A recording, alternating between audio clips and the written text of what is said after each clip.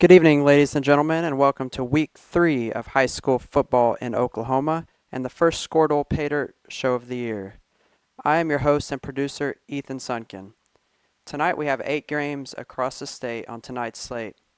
Our 2 game of the weeks begin with 2-0 Crossings, coached by Jacob Stevenson, traveling across town to face the 2-0 Cassidy Cyclones in a matchup of 2 unbeatens. In another undefeated matchup, we have the 2-0 Sealing Wildcats at the 2-0 Oklahoma Bible Academy Trojans. Sealing looks to repeat the performance they put on in the quarterfinals last year. We also have the 1-1 Shawnee Wolves and head coach Jason Madonna traveling to Blanchard to take on the 1-1 Lions coached by Jeff Craig. Our next matchup of unbeatens this week features the Garber Wolverines and head coach Coy Hughes traveling to face the Tornadoes of Drumright and head coach Chris Ellerick. In another matchup of 2-0 teams, we have the 2A Chandler Lions traveling southeast to take on the 4A Poto Pirates. 4 matchups of 2-0 teams you won't want to miss. Next, we have the 1-1 Merritt Oilers on the road to face the 2-0 Minko Bulldogs. The Verdigris Cardinals will travel to Beggs to face the 1-1 Demons coached by David Tennyson. And lastly, we have the Palm Creek Hunter Panthers facing the Medford Cardinals. Let's go to our first game of the week with Mark Rogers and Adam Dieselhorse on the call, the Crossings Christian Knights at the Cassidy Cyclones. Mid-September football weather for Oklahoma. It's been brutally hot the first handful of weeks, so excited about it. Games going on all over the Skordle Network tonight. In the final week before we get into district play. Had some people, I see the Garber Drumright game, had some people texting in the station today, touting the Tornadoes at Drumright. Expecting a big year there. And this game is underway. Kick is received by Bennett Baker. He makes one man miss, and he's into the clear. And a nice return. That's number 8 for Crossings, Luke Olson, who brings it back near midfield. Great way to start the game on special teams for the Knights.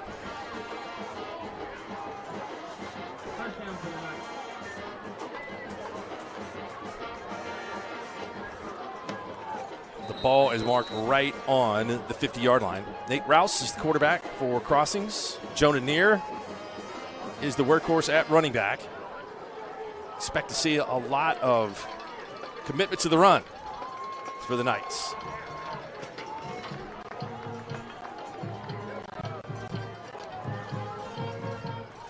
Olson motions out of the backfield, and the handoff goes to Neer. He slips a tackle and gains 7-8 yards. A good first down play for Crossings.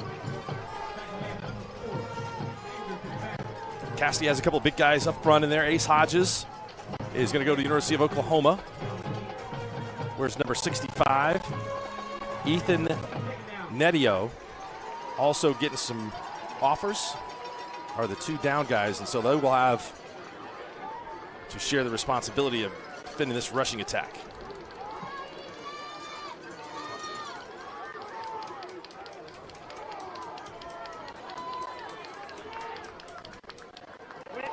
Handoff again goes to Neer. Neer's trying to make people miss, and he slides forward. Looks like he's just a little short of the first down. Connor Phelps, senior, came over to make the tackle, and it will be short by about a quarter of a yard.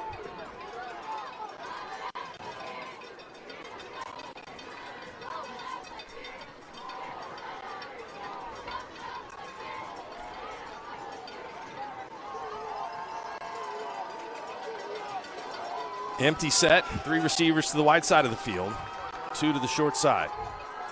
Pass is overthrown. A couple of receivers and defenders had a chance to make that play. So looks like they were trying to catch Cassidy off guard a little bit here with the intention of going forward on this 4th down and short. Got a little tech issues I'm handling with over here, so you're doing fine. You're doing a fine job, Mark. Fine job. Thought you were playing the silent game with me. Rouse has the play from the sidelines. Coleman Ridley is in the backfield with Evan Kratz, and we have a timeout. Crossings wants to talk things over. We'll take it with him. Fourth down play coming up when we return. Let's jump over to the Chandler and Poto game. Well, they're going to get us.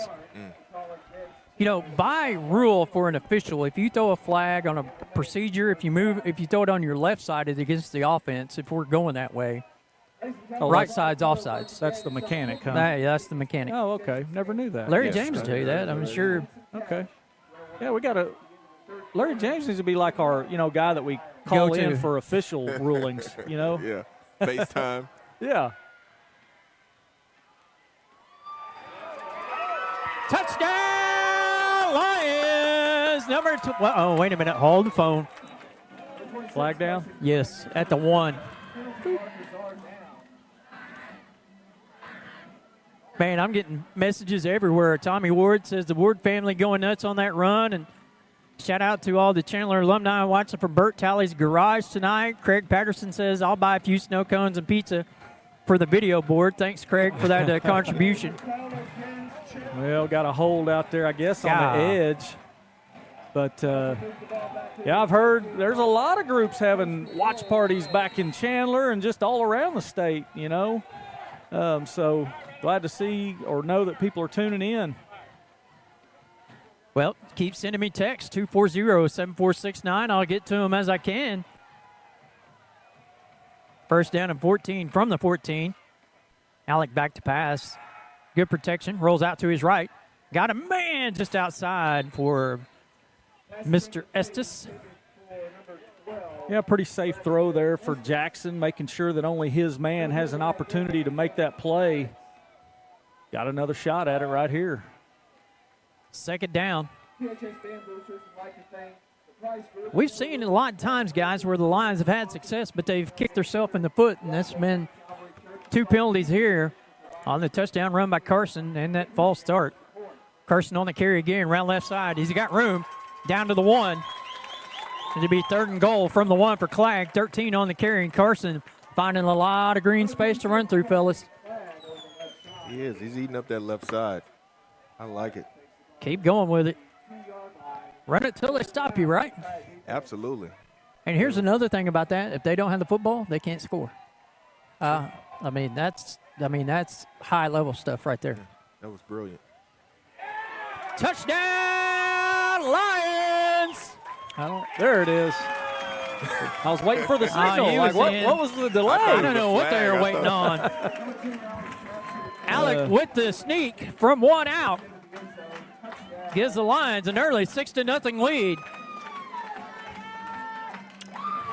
Tell you what, it gets to be now, and you kind of have a 3 to 5 second delay to wait for the flag now. After the Yeah, that's what I was afraid of is all of a sudden we're going to see some yellow flag in there. Landon Miller's kick is good. And with 8:43 to go, the Lions take a 7-0 lead. You're watching Chandler football on ChandlerLions.tv. And starting at free safety and then also a wide receiver on offense. He hadn't forgot how to tackle. That was a great tackle. Went down low and cut him down in a hurry.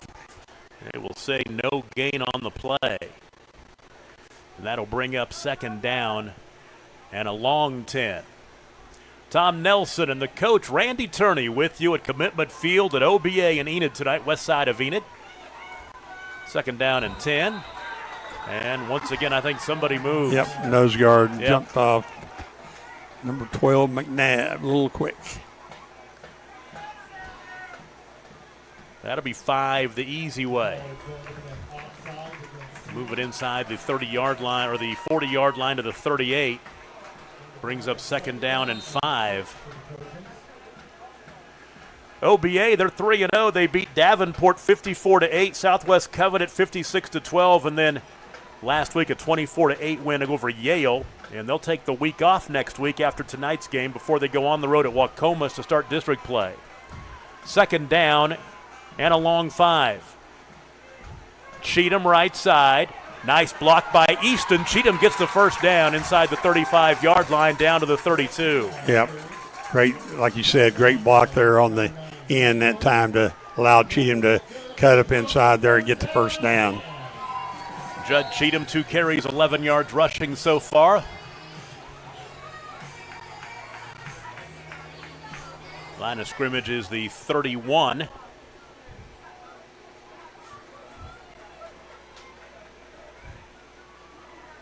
Put Mendoza in motion.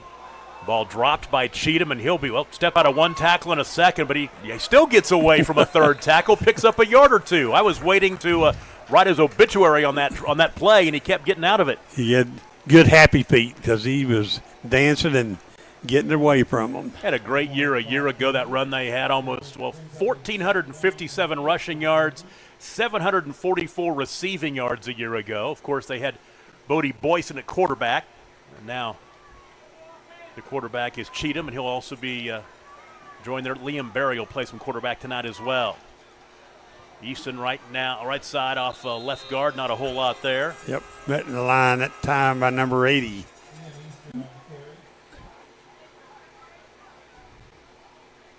Down to the 26.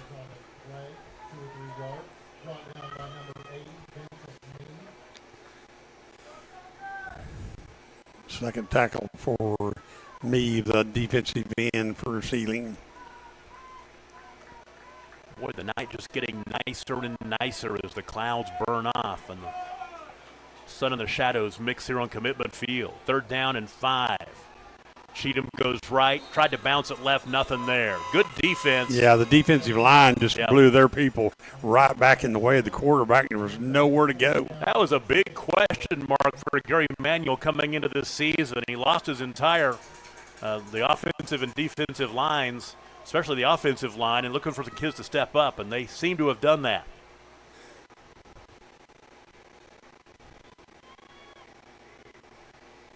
Lost a yard back to the 27. Not as big as the kids he had last year, but you can get by with some quickness and savvy, and they've had to play against those seniors last year. Well, 4th and 6. Somebody jumped on the offensive line. Going to make it 4th down and 11. Second time that's happened on a big 3rd down play to move OBA back. 5 minutes and 10 seconds to play in the first quarter of a scoreless ball game. So glad to have you with us on the Skordle High School Football Game of the Week. You can watch us on Skordle. You can watch us on the Sports Animal. OBA Trojans TV as well. So now 4th down and 11. They'll split Easton out. Draw. And nothing doing. They're keeping an eye on Cheatham. Yep. And he'll get a yard, but he needed a lot more than that. Yep. Spy that time, Caden Manuel said, I'm going to watch where he goes, and I'm going to beat him in the hole. So Sealing will take over at the 31-yard line with 4. To right. As Carter goes in motion. This time Carter gets the handoff, running left. Carter to the 40, makes a man miss, looking to bounce outside, gets the first down, and is wrestled out of bounds at about the 38-yard line. Needed to get to the 39. He got about a yard past it, and that's another First United first down as Blanchard has 1st and 10 at the Shawnee 38. That's such an underrated gift to have for this Blanchard Lions offense. Not only can you play bully ball and take it down the middle, but you have skill position players who are really good side-to-side, contain that side-to-side speed, and can beat people on the edge if they just have one extra step, and you're seeing kind of the whole package here as this drive unfolds. Carter, Pierce, and Perryman are split wide right. They wear numbers 1, 2, 3, which is kind of cool. Cooksey in the shotgun. Cooksey fakes a screen, goes deep for Carter. Carter has a step. The pass is incomplete. Just a little out of his reach. Blanchard coaches thought he might have been tugged at from behind by Beavers, who was in coverage, Dietrich Beavers, but it's going to be an incomplete pass, and it'll be a 2nd and 10. Thought for a second there Carter had him beat on that inside a little bit. He kind of cut on the inside. Pretty good recovery there from the Shawnee defender. Just couldn't bring it in. It's pretty good throw, all things considered as well.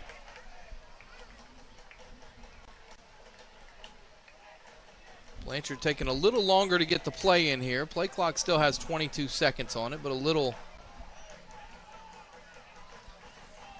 little longer pre-snap than we're used to seeing. Perhaps that's because Carter just ran about a 40-yard route. As this time Howell right up the middle has a little bit of a crease that closes pretty quickly. He runs for 3 yards down to the 35.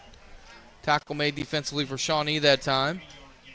I think we need to mention this before we get too far into it. I think it's the first game of the season, Todd, where it's fall weather, baby. It feels like a little bit like football weather. It's nice out there. Little sprinkles coming in. Yeah. Wouldn't be the worst conditions we've called in. No. It would not. Not even close. 3rd down and 7 from the 35. Cooksey pressured, steps out of a rush, gets hit from behind. The ball's fumbled. It's loose on the ground, and it's recovered by Shawnee in Blanchard territory. Cooksey fumbled it away. It was recovered on the play by Ryan High, and Shawnee's going to have it 1st and 10 at the Blanchard 40. There is a flag down on the far side of the field. Maybe a sideline interference on Shawnee from the way it was thrown, and it is. Just a really bad stretch of luck there for. Keeping the middle clogged up pretty good for the most part. I got a text from the homestead. We got a little watch party going on at my house. Okay. Got my wife Laura, sister-in-law Chelsea, and my new nephew. They're all watching. James, he's watching Uncle Jeb. That's Has he got his baby Yoda lunchbox? Pack a lunch, baby. Well, we're going to need to pack a lunch, and that's what we're doing right there. Good tackle out on that edge. Looks like Rodriguez in on that tackle. Sullivan. Yeah, pretty good pop right there on the edge there. Couldn't see who that was. Might have been Rodriguez coming in there. Might have been Richie out there on the edge, too. Kanaya's over there, yep. Yep. 3rd down and 8 for Poto. Watch the fade over the top here. Watch the fade over the top. You Caught it. at the goal line. Just about the 1 or 2 yard line. We must say thank you to the Poto coaches and administration and everyone here for allowing us to come over tonight to be able to bring you this game here on Chandler Lions TV. We'll try to bring you as many as we can from wherever we are throughout the course of the year. 1st and goal. Ball's out. Oh, man. Once again, Poto is Yeah. opportunistic. That's the 2nd time it's bounced out. This time, the recovery made by number 66 for the Pirates, Hunter Myers. Has that one. Yeah, I've noticed, every play, Poto's running in 2 or 3 fresh sets of legs every snap. So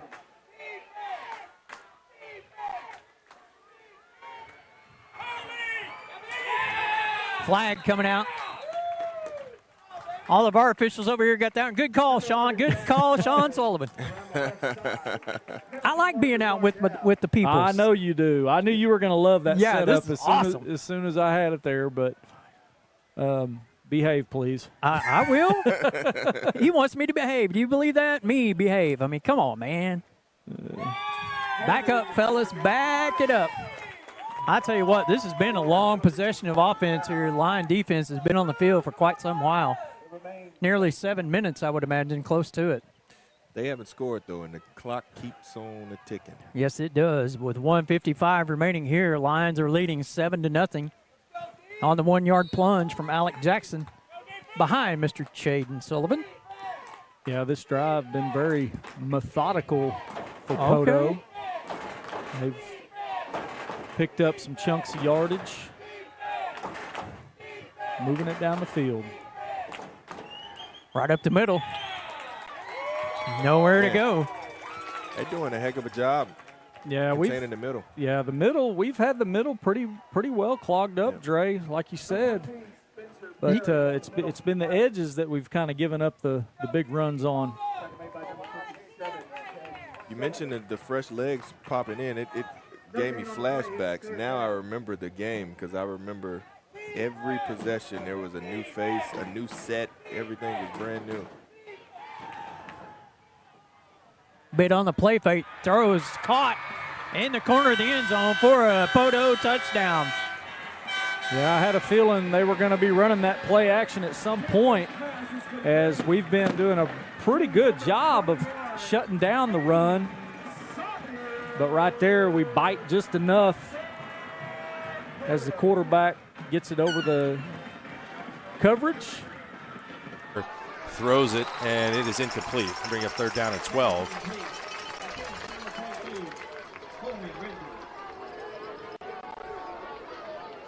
I think everybody's chasing Carl Albert, though.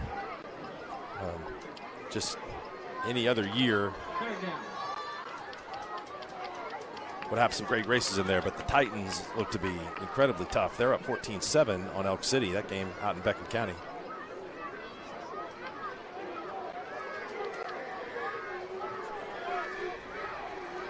Motion. Handoff. Good There's pursuit. a really good open field tackle for the Cyclones. Coming up to make the play, Connor Phelps. That was a great, sound defensive play right there. I've been impressed here early with Cassidy defensively. I know they kind of had that one bust on the long pass and obviously the long run, but other than that, they've been very sound up front.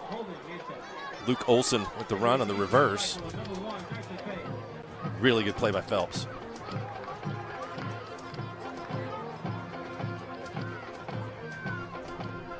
High snap, and the punt is away. Fair catch called for and taken at the 10-yard line. So the Cyclones will come back out on offense for their second possession. Other scores going on tonight.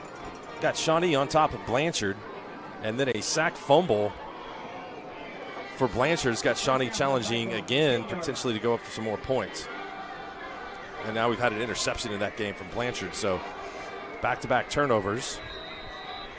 About 3 minutes to go in the first quarter of that game. I can tell you one thing, Jeff Craig isn't afraid to play people. My gosh, they've had a pretty tough early non-conference schedule. Piedmont, Shawnee. I know they played Noble. Noble, normally that's a really good matchup. Noble a little down this year compared to normal, but fumble. Had a fumble on the quarterback sneak for Cassidy, and then that ball was picked up.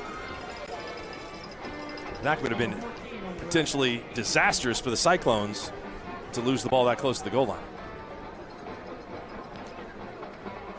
Got to give some credit to Jason Madonna, who's taken over. He's the head coach at Shawnee this year, was the offensive coordinator at Del City last year, and is doing a good job with the program with the Wolves, where didn't win a game last year, battled through some tough circumstances, and he's got him going in the right direction. Interesting score. Elgin leads Weatherford 7-0.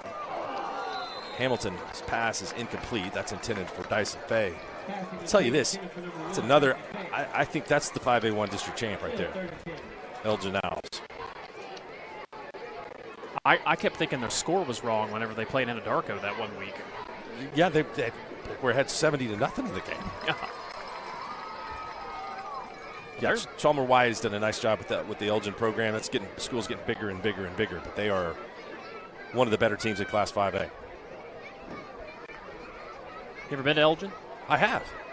Nice pass. ball. What a perfect throw right into the hands of Andrew Fitzpatrick. Ball was on point. Heck of a toss by Ethan Hamilton.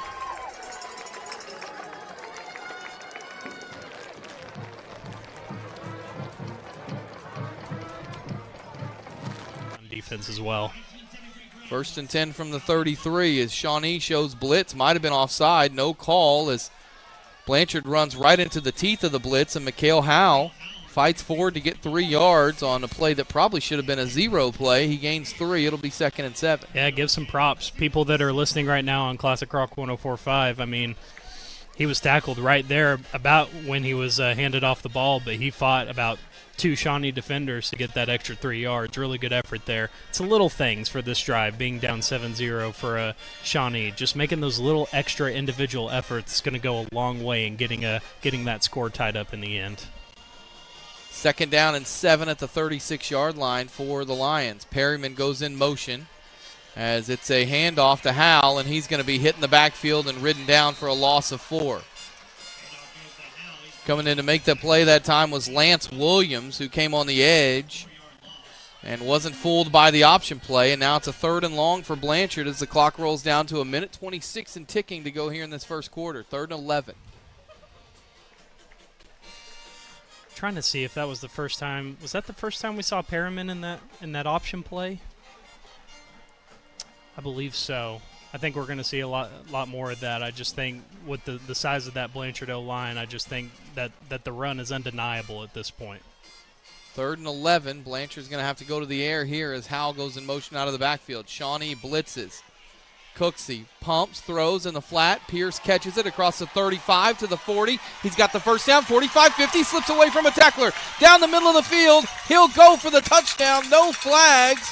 Corrick Pierce, 68 yards on a 3rd down and 11. It's a touchdown brought to you by Yarborough & Sons Heating and Air, and the Blanchard Lions are an extra point away from tying. Puts the Knights in a 3rd down and 8 situation.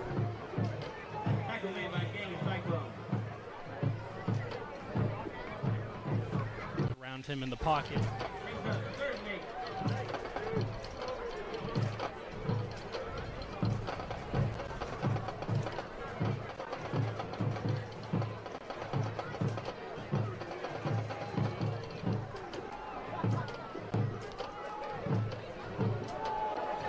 Nice running, some nice moves in there, and really continuing to push the ball forward is Jonah Neer. Would not be denied. Puts the Knights in a 4th and manageable position here, 4th down and 2.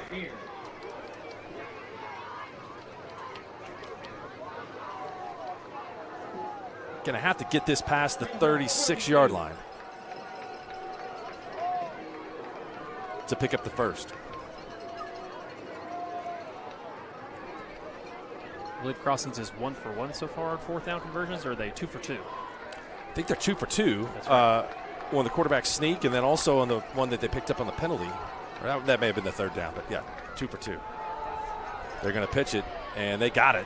First down as they move the sticks. Another physical run by Luke Olson to pick up the first. Another run made by number 8, Luke Olson.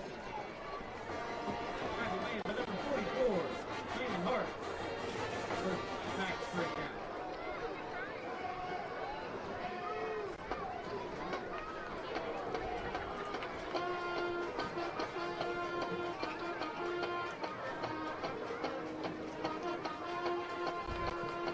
It's trap again.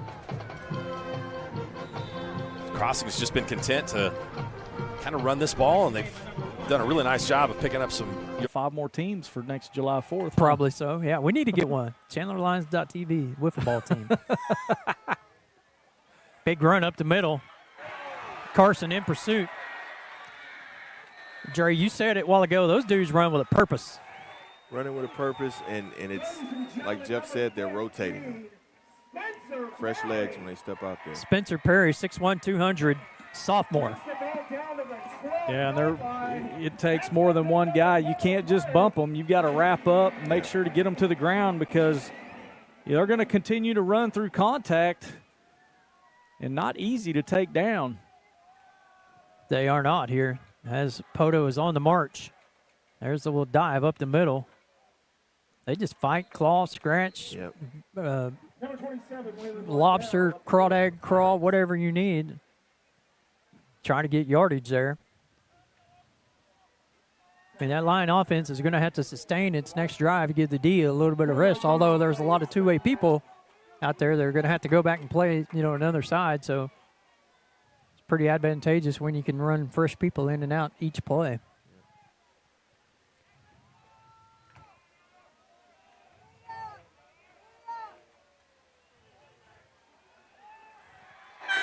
Touchdown, Pirates. Oklahoma Bible Academy, home of the Trojans. The play action, rolling right. Pass caught, middle of the field. Slipping a tackle and down to the 30-yard line. And making the catch is Blake Chain. It's his second big catch of the night. Yep, good looking play there. Fake the option, and receiver settled right in the middle of the field, and Manuel hit him right between the numbers. 21-yard hookup. Fake the jet sweep. Manuel tries to bounce right, nothing doing. Harrison Crow right there for the tackle. Pick up a couple. Yeah, they've got that scouted pretty good.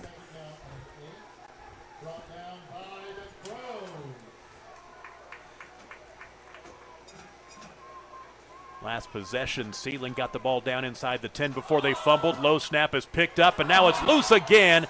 Manuel falls right back on it, but right there to cover him up is Jackson Crow, and now they're way off schedule. Yep. Boy, it's a wet football, I would imagine. I told you when the game started that we're not having any rain right now, but the wet football is causing lots of problems. Back to the 36-yard line, a loss of 8. He went to pick that up and fumbled it again. So third down and about 17 now. They've got to get inside the 20-yard line to move the chains. Ball resting at the 37. All right, you better watch for. Got two of them over here, Hamer and Gore. Hamer lined up wide left over here. Gore's in the slot.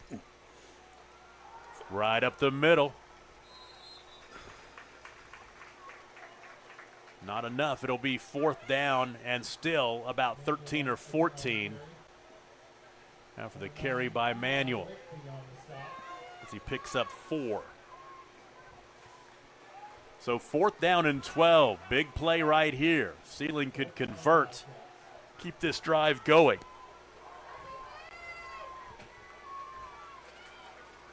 Manuel to throw. Throws it up for grabs, incomplete.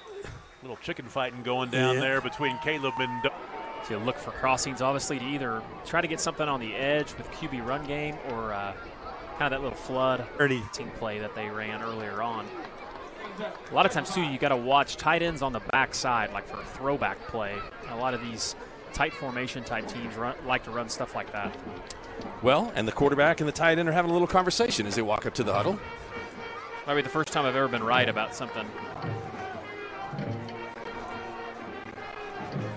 There he is. Tight end, end zone, and what a oh, I thought he caught it. Incomplete. Nice play calling. You ever play QB1 at Hudson's? No, I haven't. I just had a right feeling. on top of it. I'm not going to lie to you. Running a tight end down the seam or up the middle is tough. For some reason, especially in high school, it's really tough to defend. Yeah, I think a lot of people are following the ball at times, and that was a lot of ball faking going on in the backfield, and it's a pretty well-designed play. They're able to get a guy out there in the flat. All right, the Knights are going to try a field goal, and that looks like it is good, and it is good.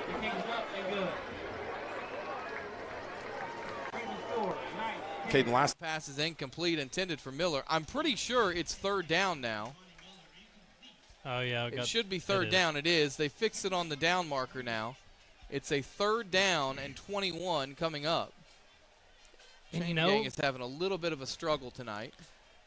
Outside of those two big run plays, I mean, and that initial just scoring drive where that pass ended up getting through that Blanchard defense, the Shawnee quarterback hasn't been anything otherworldly. Very, very hot and cold for him in the passing game. It's just those big runs that have been, hurting Blanchard thus far. Third and 21, three-man rush as Owens drops. He's pressured. Hit, steps away, throws in the flat, has Miller wide open at the 15, the 10. A hold's going to come in as Johnson was held back at about the 6-yard line. It's not going to be a touchdown. He did get to the end zone, but a flag's going to come in for an obvious hold there in the flat as Johnson threw both hands up and got tackled to the ground. So it's going to be third down again. It's going to be a spot foul. Okay. So the line of scrimmage last time was the 27-yard line. It was third and 21. Even though the scoreboard says second and 21, it was third and 21. And they needed to get to the 6. The play went into the end zone, but there was a hold that happened at the 6. So this should be a spot foul, and it should be third down and 10 from the 16. We'll see if the officials get this one right. We had a couple chances tonight and not. You can say it, Todd. It's a pass interference on Blanchard. Oh. I don't understand what the flag was for. but the touchdown's going to stand. Craig is almost as dumbfounded as we are. He gave the signal for pass interference. Sorry, it's a pass interference on Shawnee. Oh. But again, Good. it was a run play. Right. After the pass. Oh, I mean, he was blocking. No. It was a pass play. He threw it in the flat. Right, but so they're saying there was a block downfield before the pass was thrown on see. Shawnee, or as the pass was being thrown. We've jumped through some hoops. And pass already. interference goes from the previous spot. So this is going to move the ball all the way back to the third. It should be 10 yards from the previous spot. And a timeout. Shawnee's got a timeout. We're going to clear our heads here and try to figure this out for you. Yarborough & Sons Heating and Air is tonight's game sponsor. 7-6 Shawnee leads, 11:37 to go first half. This is Blanchard Lions football. Flag flies, and this is, I think, is going to cost Cassidy. Quarterback run game goes for no gain. Flag on the play. Didn't they also have a copperhead infestation there in Haleyville? There was a copperhead. I took my wide receivers over to do our routes before the game, and we always set our shoulder pads by the visitors, by our visitor stands. And their assistant coach came over to inform me that I needed to be careful around the base of the visitor stands because they had a bad problem with copperheads. So I don't think that Haleyville plays anymore. Haleyville and Hartshorn just a couple miles apart. Yep. There used to be a big rivalry when they're both playing 11-man, but I think Haleyville has called it quits for football, well, at least for now. they were on the edge of not playing anymore too when we were there because they didn't put up much of a fight.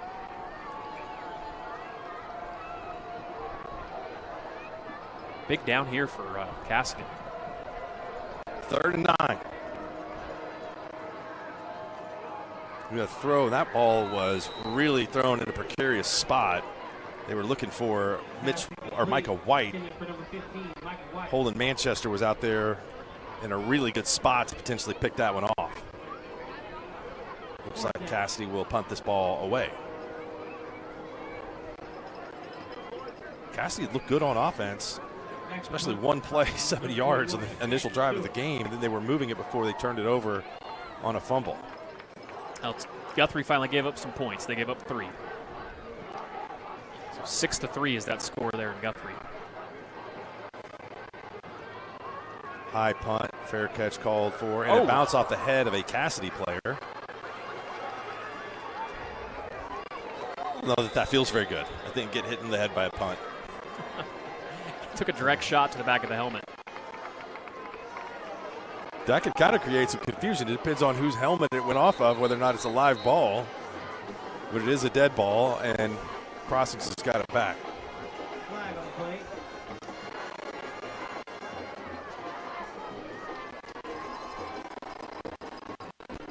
Good crowd from the visitors at Crossings.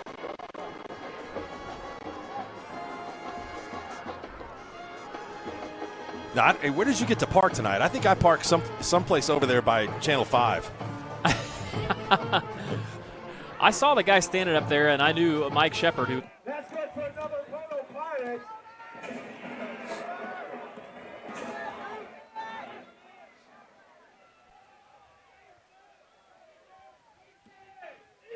Jackie Cargill texted, said from the Cargill homestead, the Cargills are watching and wanted to say Booty's probably the best in America. Man. You guys are too kind. I think you added that in. No. I can't read very good. It might have said something like that. Guys, we talked about the fresh legs coming in for Poto. Take a guess without looking at your rosters of how many kids they have on their roster tonight. Probably spotted at the 27-yard line. Well, it looks like a lot. It's 2 pages worth, that's for sure. If your guess was 77, you were correct. I was going to say 75, I think we carry. so I didn't go over. I think we have 46 or somewhere in there. I mean, you got 30 more kids to choose from. That makes a world of difference Yes. in two-way players and one-way players and things of that nature. Yeah. But right now, the Lions are holding their own. Nothing wrong right now. 6:35. 3rd down and about 4, which I assume would be 4-down territory for the Pirates here. Yeah, they've probably got the kicker's probably got the leg to kick a field goal from this for sure. from this area, but I would guess they probably are going to go for it as well if they get into a 4th down situation. Timeout going to be taken by the Pirates. We'll take it with them. 6-12, 14-all. You're watching Chandler football on ChandlerLions.tv. My shirt's there too. 10th play of the drive, 4th down and 2 at the 50.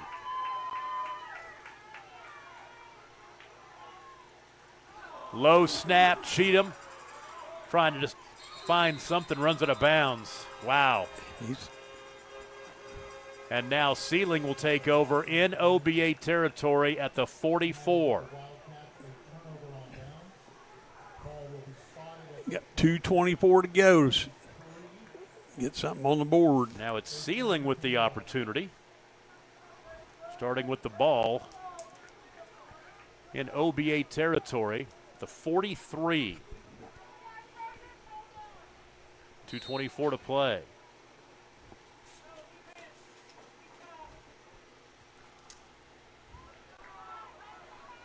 Will either one of these teams break through on the scoreboard before the end of the first half? Pitch right side. Rush Hunt turns it up. Not a whole lot there. Number 12. Easton. I'll tell you what, both these head coaches, they love them some Ian Easton. Coach Kayott says he's the most selfless player he's coached in 25 years. 2-yard gain by Hunt. Nothing doing right there. The two Crows, Harrison and Jackson. Yeah, and every time Manuel tries to either fake the jet sweep or fake a pitch and come up the middle, there's always somebody waiting on him. They've got him zeroed in up inside. So now 3rd down and 9. You talk about what Chris Kayott thinks of Ian Easton, but Gary Manuel said he may be the hardest working player he's ever seen. Talking about the opposition that way. Pass across the middle, 1st down yardage. Pass is complete. Seth Whetstone. Take it back, it's Hamer. Yep. It's 11, not 15. Hard to see that Yeah, number. it is. Down to the 27-yard line, a gain of 15. Flag. Clock is ticked down to 1:19 to play in the first half. Before they even got set up. Now he's Wave waving off the it flag. off. This is back-to-back weekends in the game of the week that I've had games with no score in the first half. Of course, we're not quite to halftime yet. It makes the halftime show a little long. There's no scoring to recap. Handoff right up the middle. Nothing. Nope. Interior of OBA has been really solid this first half. Yeah, Rush Hunt for nothing. Yeah, defensive line, the defensive end, Jackson Crow, nose guard, Nick Beckman. Other defensive end is Elijah Chambers. They've got about 5 guys that are around the football.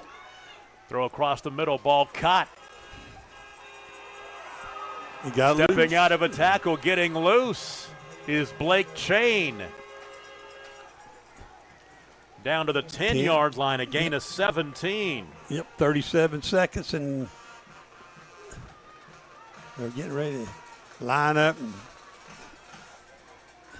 So they can get a first down, although with the clock running down to 30 seconds. Across the middle, ball caught into the end zone, touchdown. Boy, they made that look easy. Gore. Brock Gore. Drag him across the right side. Everybody else went to the left. Wide open. Good pass. Good play. 10-yard touchdown pass. Cade Manuel to Brock Gore. The 13 as he's ridden down from behind that time by Jamar Favors. It'll be 3rd down and 5. Unlike Shawnee, you got to assume here if you're Blanchard that if you don't get it right here on 3rd down, you will be going for it for the 4th.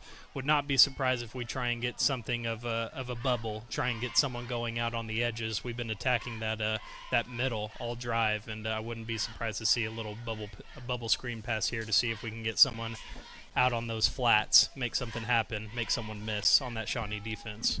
3rd and 5 at the 13 in Shawnee territory. 7:45 to go first half. Blanchard trails 10-6. Cooksey fakes the handoff. There's a whistle stopping play, and Blanchard called a timeout before the snap. We'll take it with them. Tonight's game sponsor, Yarborough & Sons Heating and Air. 10-6 our score. Shawnee leads. 7:39 to go first half. This is Blanchard Lions football. I can tell you that much. I think that field, it looks like it's just really short. Another nice run here for Crossings. And the Knights are really starting to make a little bit of hay against this very difficult to move Cassie defensive front. It's a gain of 6. Well, if you've seen the previous games, the Crossings plays a lot of different guys, so they're betting on being in a better position in the fourth quarter. A lot of their guys don't play both ways, so this kind of moving through this, grinding it out, that's the way they want to play.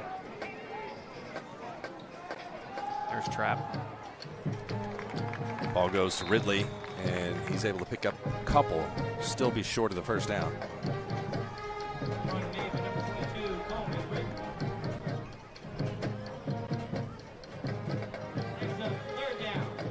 Third down and 2.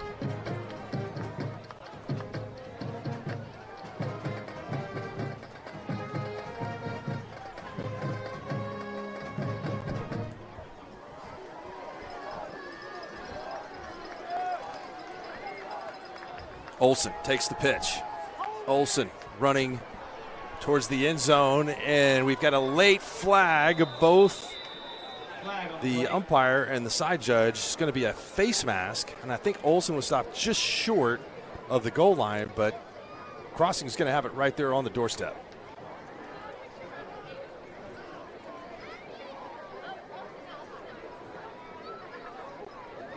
And we got an injury on the field. It's not good. And again, I think that is Olsen down to the field, and maybe he was the one whose face mask was grabbed. On the board here. McIntyre's gotten basically this entire drive at running back, and he's to the left of Cooksey. On 1st and goal, it's a fake handoff. Cooksey throws in the flat. Perryman's got it, turns it up at the 5, breaks a tackle, throws him to the ground, and strides into the end zone for a Blanchard touchdown. Touchdown brought to you by Yarborough & Sons Heating and Air. And with 7:27 to go in the first half, Blanchard retakes the lead 12-10 as Alex Price comes on for the extra point. A little bit of a different other side of the spectrum. It's really hard to tackle Brayson Carter when he has a really good running start. It's really hard to tackle Hudson Perriman just because he's got that big body. And you saw that if you're watching on stream. He had a guy pretty much draped over him right as soon as he caught the ball, but he did not go down without a fight, getting 6 on the board for the Lions. Price's extra point is up, and it's good. With 7:27 to go in the first half, Blanchard retakes the lead. In fact, takes the lead for the first time tonight, 13-10 over Shawnee. Tonight's game brought to you by Yarborough & Sons Heating and Air. This is Blanchard Lions football. Unable to. Just hard for those guys to hold blocks right there. They're just fast and physical, Dre. They are, and they're coming from all sides and angles. It's like they said that there's like watching Monday Night Football out there. Isn't that what they said? They're everywhere, Coach. Say what, 77 on the roster, is that right? 77? For us? For them? For them. You said 77 on the roster? Yes. Yes, 77 suited up people. It's almost like a college team. Alec back to pass. Here they come. Pass out to Carson. Oh, just off his hands, unable to catch it. Would have been about a yard short, so it'll be 4th down. Lions will be in punting formation. It was a great ball there. Carson just couldn't bring it in. Would have maybe been a yard short, but it probably would have been 4th down territory, maybe able to pin them deep, but going to have to settle for a punt on our own 30. Well, Alec, we saw last week turn the field over for 50 yards, the big punt. We'll see if we can get one in here. What'd you say last week? If you can't get it with the arm, get it with the foot. There you go. That's a pretty good kick. Let's get a good bounce. Some backspin. I look like Brett's wedge today over at Arrowhead, guys. I'm just telling you. First down and 10 for Poto. 3:02 remaining before halftime.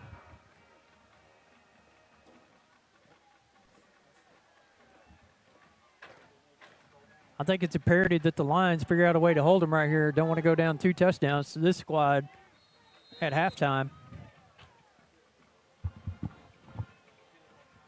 It's been a good football game so far. It has. It has. I've been Hoping we can hold them here. Pass over the middle. Just out of the outstretched hands of number 11, Dax Collins. Got away with one there.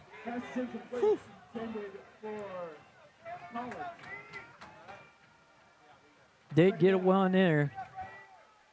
But yeah, been a good game. I mean, you said number 2 in the state in 4A. That's a good team that we're playing pretty close right now. Just a 1-score game. Ryan Haley in, watching. John Murphy tuned in to ChandlerLions.tv. It's like Darius just got his first look at some action. Darius Wade in the game, number 7, the freshman. Doesn't like being indoctrinated, right? Yeah. Good tackle right there. On that tackle for the Lions, the 16, Kanaya Ritchie. 3rd down and we'll call it 4. James, take this one away. You want me to play-by-play it? Yeah, go ahead. Let's hear it. All right. Oh, snap. Put him on the spot, Dre. Let's see. You got this, man. Piece of cake for James. He's a professional. Oh, yeah. You go, Poto coming out of the huddle. They keep doing that thing where they're just kind of running out. Got 2 in the backfield. Fake the toss, take it inside. Great job by the Lions to make a 4th down and short. Going to be 4th and maybe 3. Well done. Like you said, that middle's been clogged all night. Haven't been able to really get anything huge from the middle. It's all been the edge and some of those throws that they've made.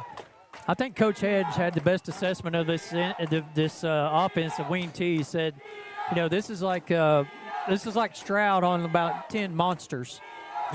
That makes a lot of sense. The Wing T like watching Navy, 1950s type offense, but it works. Novocaine, right? Oh yeah. Poto poised to run the clock down and take a timeout here with 1:31 remaining. We'll take it with them. We'll be right back. You're watching Chandler Football on ChandlerLions.tv. Now drink up. You're losing a lot of weight. There's a penalty flag down right around the 15-yard line. I think this one's coming back, but I don't know how he got away from everybody. Really did get away from the first man. Goodness. Or it would have been a big run. And then he got away from about 7 different defenders. I think they may call a face mask. Yeah, face mask on 55. Well, I don't even know if there's a 55 out on the field. Maybe on 5. Bennett Bells, the linebacker, starting linebacker for Crossings, wearing number 5. And that was a magic trick, really, by Ethan Hamilton, and a huge play to keep the chains, pick up the first down, keep the chains moving. No doubt. We talked about how important it was for Cassidy to try to get some points on the board, and they just, got saved there by that personal foul. Why you play till the whistle. Hamilton drops back again, is going to run again, gets into the clear and picks up the first down. Crossings is able to get a lot of penetration in the pass rush. Hamilton just steps up in the pocket and has plenty of room to run. I tell you, I really like Hamilton's ability to run and to slide through tackles in space.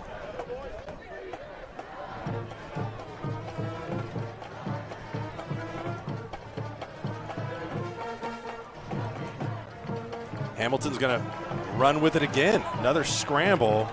He's hit hard and brought down. Nice stop by Bennett Baker. Also on the stop there, looks like Gavin McElroy.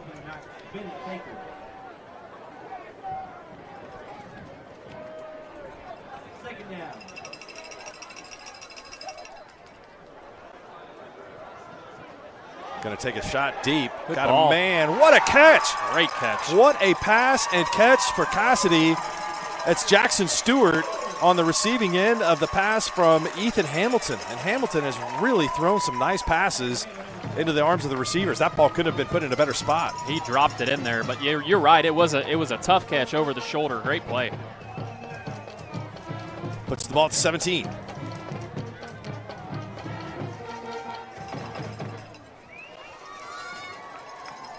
Hamilton getting the call. And again, he's going to just make something happen up the middle. He's improvised and done so very well on this drive. You know, what's happening for crossings is they're getting to the quarterback. They're just not breaking down, and there's nobody in the middle level. And once the quarterback breaks the line, he's got, 7 or 8 yards before there's even anybody there. Timeout for crossings, perhaps trying to save some for a potential offensive drive here. Who plays the electric guitar out with me. Sam's a man of many talents. You got Gardner's goodies. He's really good at the guitar. You like that, don't you, Jerry? It just sounds like one of those shops you walk into in the Hallmark movie. Yeah, for sure. Movies. We got the small town charm for that. All right, 1:20. Lions with their full allotment of timeouts are going to take it from the 20.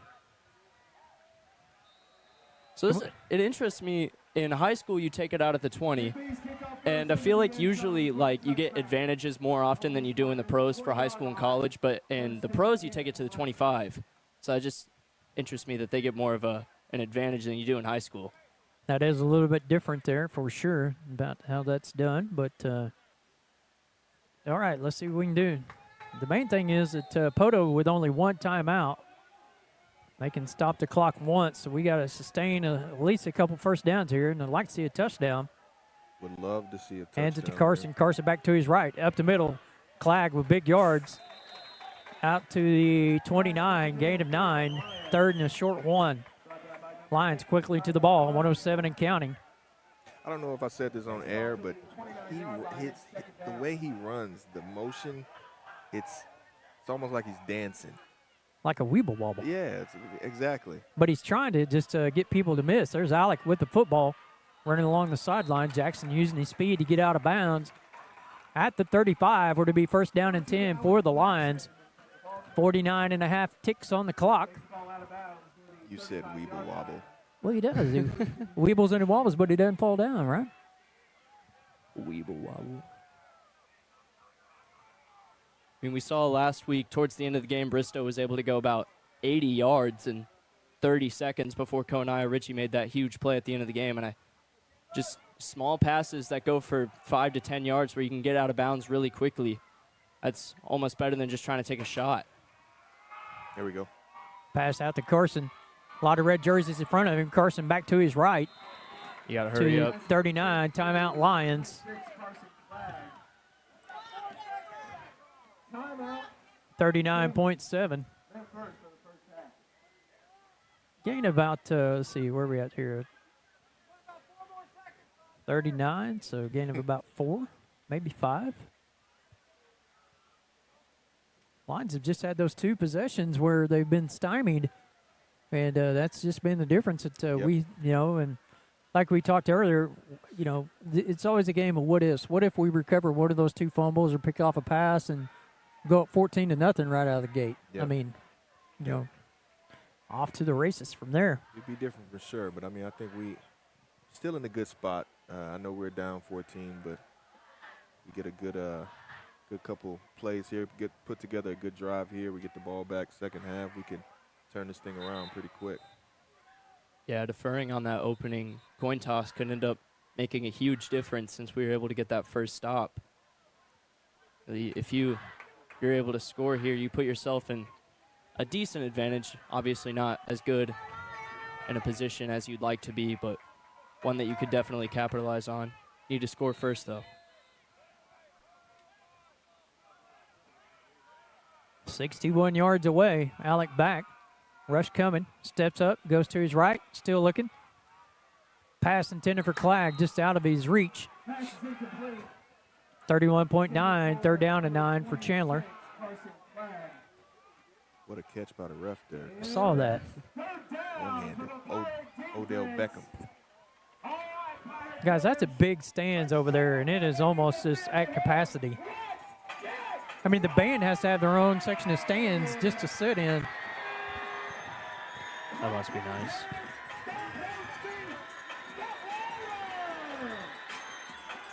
This first half as Cooksey fakes a handoff, looking, going deep down the right side. Pass is caught.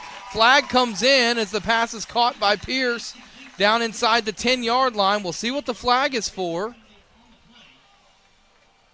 If it's going to be pass interference offensively, defensively, it could be a hold here on Shawnee. Is that the back? It is a pass interference on Shawnee. That one's going to be declined. So the pass is complete to Pierce from the 28 down to the 5-yard line, and it's going to be a First United first down and goal for the Blanchard Lions. It's a very similar pass that we saw last week that resulted in 6 points. Pretty much the same exact play. You got him kind of floating to the outside pylon out there, and he was able to go up, individual effort, and make that catch at the apex. Really good throw from Cooksey as well. First and goal at the 5. McIntyre to the right of Cooksey. Cooksey takes the shotgun snap, fakes a handoff, throws, slant route, touchdown. Hudson Perryman's second touchdown grab of the game. His first one was from 6 yards out. This one from 5 yards out. Carson Cooksey's third touchdown pass of the game.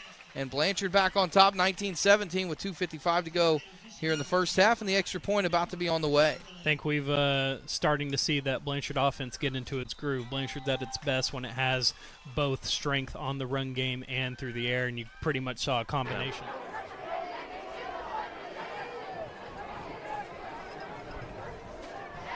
First down and 15.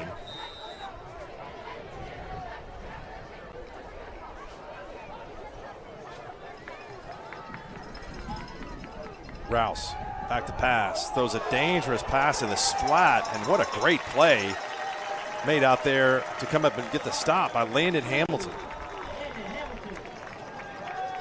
Landon Hamilton was right there. This looks like it's going to be second down and forever, and Cassidy is going to burn the first of their timeouts here with Crossings facing a second and a long, long way to go. We'll take a break with them here. 1:01 to play in the first half. It's Crossings 17, Cassidy 14. Is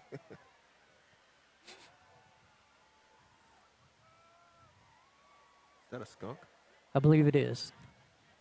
That's pleasant. It's that time of year. It is indeed. 16.5, 28-14 our score. Lions trailing the Poto Pirates.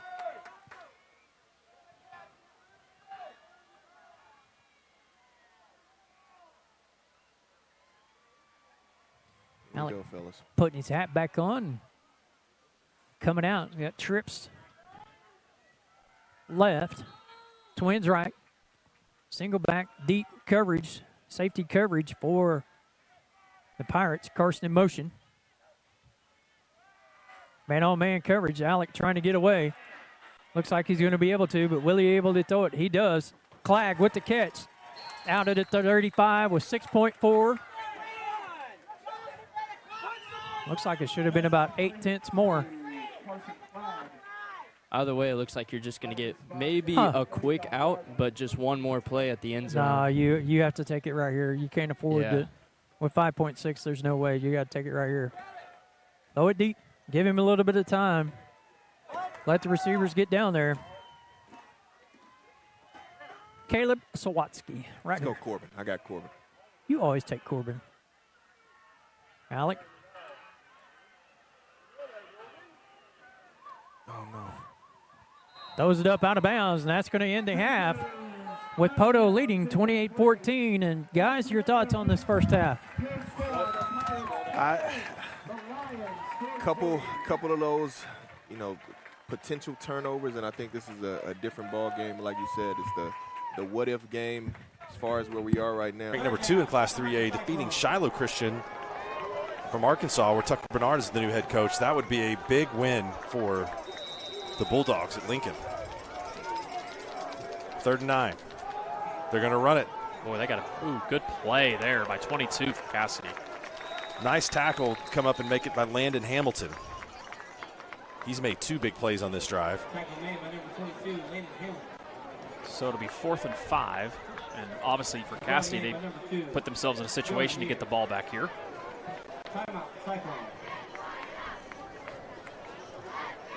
So Marcus, you going to Tulsa tomorrow? I am going to Tulsa. Looking forward to that game.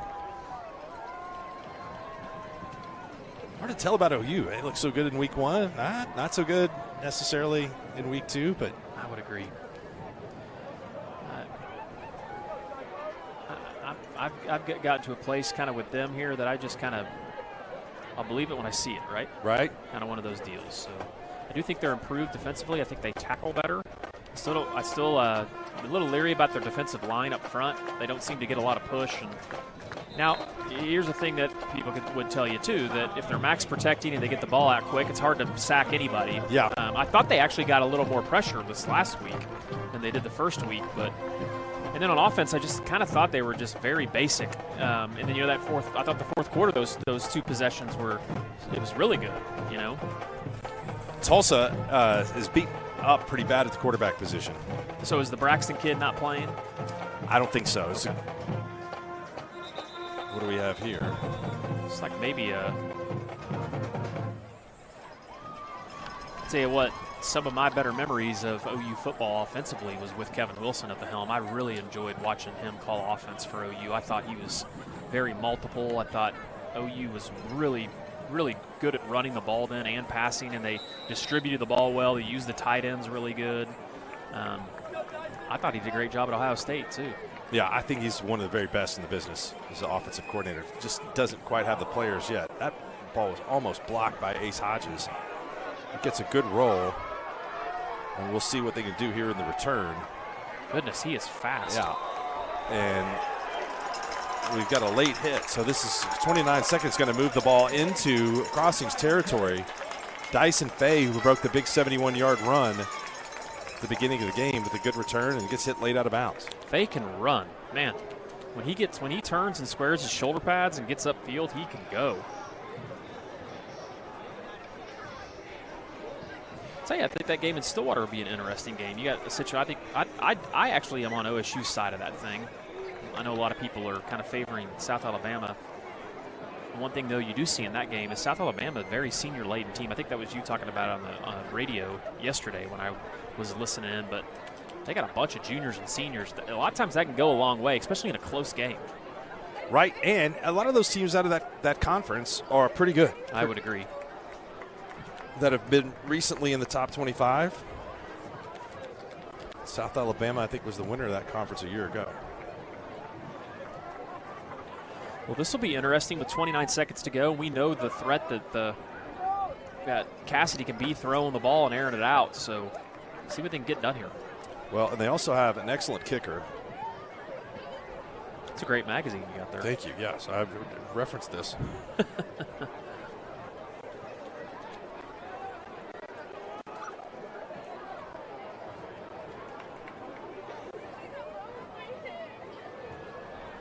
Looks like there's a couple flags. They have not marked the penalty off yet. Cassie's normal kicker is sick and is not going to play, not in uniform tonight. I think it has been Jackson Stewart that's been handling the kicking. So for some reason, did they waive off the penalty here? They must have. It was strange to waive it off since there were 3 flags thrown right in the same spot.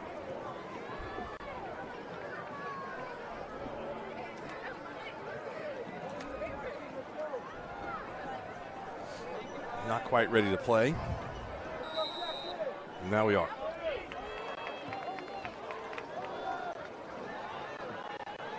I'm going to throw another one deep, and we've got a flag flying down here. It's good coverage by Crossings. Weren't fooled by that at all. I think they're going to call a hold maybe down here. Not sure what they're going to call, but Thatcher Wallace, the Cassie receiver, that was Stewart down here. He was shrugging his shoulders. Really didn't even know what it was called.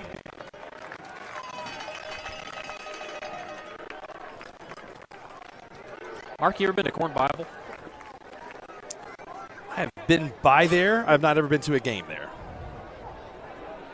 Our penalty remains first down. Just a little south of Weatherford. Yes, sir. On the way to Foss Lake. Not Foss Lake. Oh, man, the lake the university owns. Crowder Lake. I'm unfamiliar with Crowder Lake. You blow my mind on that. There's a big sack. They get Stewart. The Crossings will finally bring this first half to an end. Coach Preston's not very happy over there. A little fun fact about Crowder Lake, Mark, it is a trophy bass lake here in Oklahoma. Interesting. I did not know that.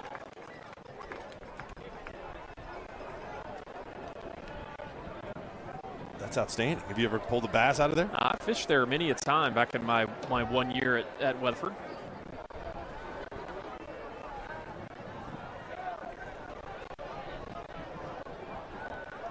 So that looks like they'll have 3 seconds here, one play, and see what they've got.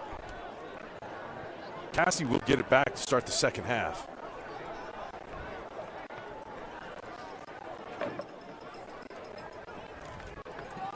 Time to bomb one more up. That's exactly what they're going to do. Got a man down there. Stewart can't get it. And that will bring us to the end of the first half here from Cassidy. It's been a good one. 17-14. Crossings leads Cassidy. Take a halftime break and come back with the second half of what should be a great finish here on our Skordle Game of the Week. To 7. Ryan shuts out Central Marlowe 50-0. Waletka over Paoli 30-0 in the second quarter. Covington Douglas shutting out Deer Creek Lamont 36-0. Balco Forgan over Boise City way out there in the Panhandle 6-0 early in that one. Graham Dustin leading Olive 28-0 at the half. Alec over Maysville 16-8 that ball game at the half. Welch over Blue Jacket up in the northeast corner of the state 14-6. Welch leads that one. Tipton shutting out Surreal 40-0. And let's see here, Waurika over Granfield 40-6. Foyle beat South Coffeyville 34-16 last night. Wilson over Bowlegs last night 56-28. And Coyle beats Geary 22-12. If anybody's wondering about Timberlake or Cherokee, they're off tonight. So get a break. That's why there's no score for the Tigers and the Chiefs. And OBA will take next week off. They get a break. They will play in 2 weeks on the road, opening up district play at Wacomas down south, about 10 miles from here. And for Sealing, they do play next week, hosting Cherokee. Yeah, Sealing hosts Cherokee, goes to Pond Creek Hunter, on the road to Canton, back home against Wacomas, and then they will play O'Keene. That's going to be a big district game. The way O'Keene's playing, that might be worth going out to Sealing and doing that ball game in a few weeks. OBA will get the football. They are trailing 6-0. The one score came in the final 27 seconds of the first half as Sealing capped a 43-yard drive. They scored in 6 plays in just under 2 minutes. Caden Manuel to Brock Gore, a 10-yard touchdown pass. The 2-point conversion was unsuccessful. Let's get it going here in the third quarter. We are underway, and the kick will angle out of bounds. Good field position for OBA. 35, and Blanchard's going to use their third and final timeout of the first half. While we take that timeout, just a chance to remind you of our sponsors this year, Blanchard Lions Football, Craig and Straight Orthodontics, 10 Arrows Roofing, Keeler Custom Homes, Quick Wrench, First United Bank and Mortgage, Yarborough & Sons, Brightway Insurance, the LB Realty Group, Blanchard Eye Care, Sutterfield Surveying, Casa de Wolf Designs, Hometown Healthcare, and Coops Performance Gym are sponsors of tonight's game. This year's season, I should say, of Blanchard football. Tonight's game, our title sponsor tonight is Yarborough & Sons Heating and Air. Big thanks to Brightway Insurance, who sponsored our starting lineups tonight. We've had a few Yarborough & Sons Heating and Air touchdowns this evening, 3 of them through the air for Carson Cooksey. Nice. Instead of a palm heel strike, that was more of a That's finger right, palm strike. It's going to sound terrible, but I just middle finger killed a bug in here and flicked it away. Also want to thank the LB Realty Group, who will tell you your player of the game afterwards. We'll have a First United Bank scoreboard update at halftime as well. 24 seconds to go. Blanchard out of timeouts. Cooksey throwing. Left side, pass is wide and incomplete, intended for Tonsing. And it's going to be third down And 5 for Blanchard now. It's a really tough throw there. Carson at the 35. Rolling out to his left, throwing with his right to a receiver that's also running to the left. Really, really tough throw to make. Almost made it, too, just a little bit out in front of Tonsing there. With about 19 seconds left here in the second quarter.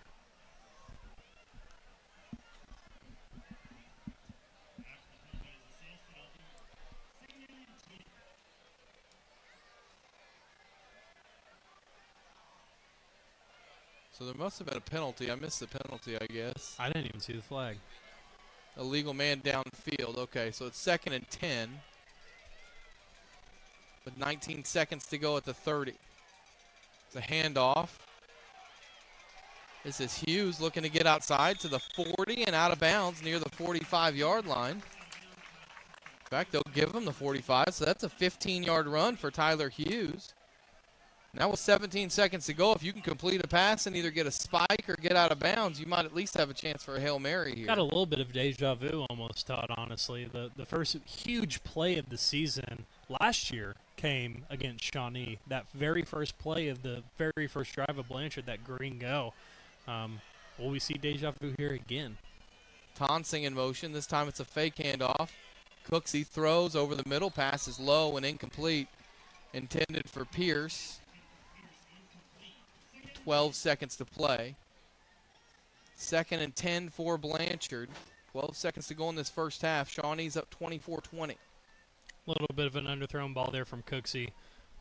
Corrick was open. He threaded the needle pretty well, but man, Corrick had one guy to beat there in that middle of the field if he would have turned up and started running.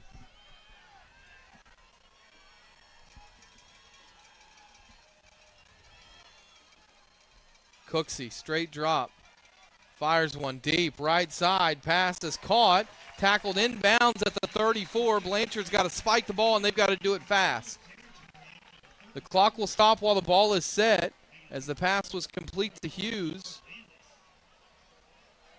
At the 35, the clock runs. The snap comes back to Cooksey, and he spikes it with 1 second left on the clock, and it'll be 2nd down and 10, and Blanchard will at least have a chance to throw the ball into the end zone. We've seen crazier things happen. I mean, just a couple drives ago, we saw that little fade almost, that out fade to that first pylon for Corrick Pierce that almost resulted in a touchdown. Wonder if we're going to see something similar, a little bit of a misdirection almost.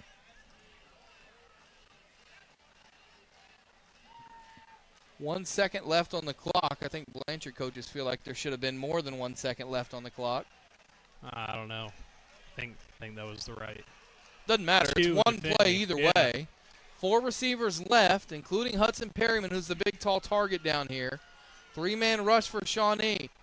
Cooksey throws it underneath to Hughes, and he gets down inside the 20 to the 18-yard line, and that's how the first half will end.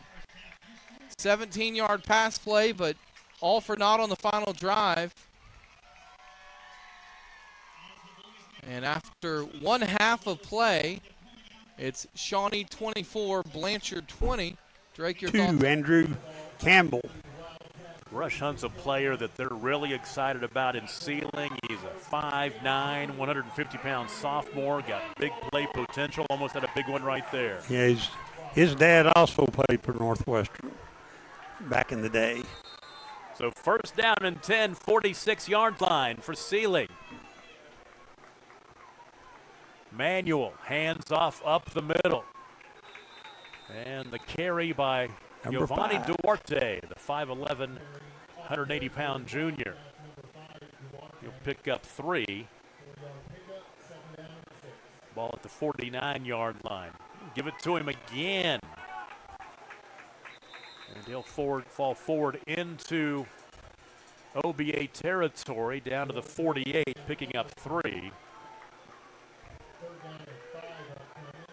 And it's 3rd down and 5.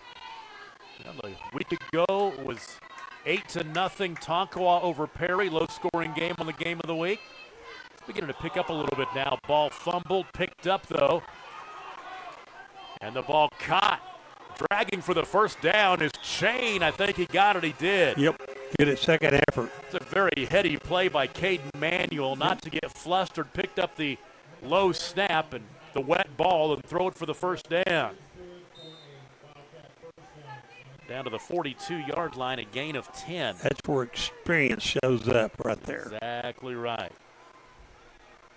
Change third They catch went to to see the pitch ball loose again. Lost it. Still loose, and I think OBA has it. They do. Squirted out. There he is. Oh, got a flag. Crow. Flag comes in late. Yeah, I think a little it's too much. He yeah, spiked I think so. I think he spiked the football is what he He did. Number 50. Yep. Great play, though.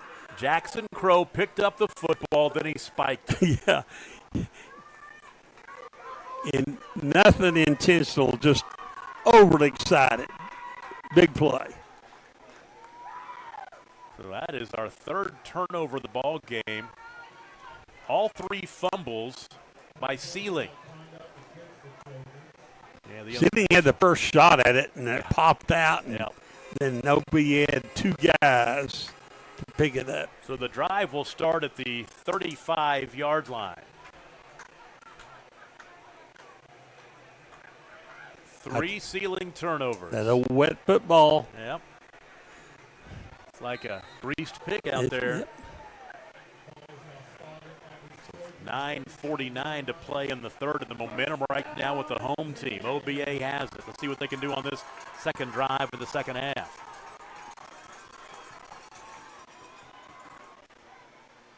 Right up the middle, Easton, not much there. Out of the 37, gaining 2. Tackle by Manuel, linebacker. Pretty tough to run up inside there. Most of the yardage they've been getting has been outside of the tackles. Caden Manuel and Blake Chain, a couple of bruising linebackers. Or in this case, outside the guard, because there's really no tackle. That's right. A 2-yard gain at second down and 8.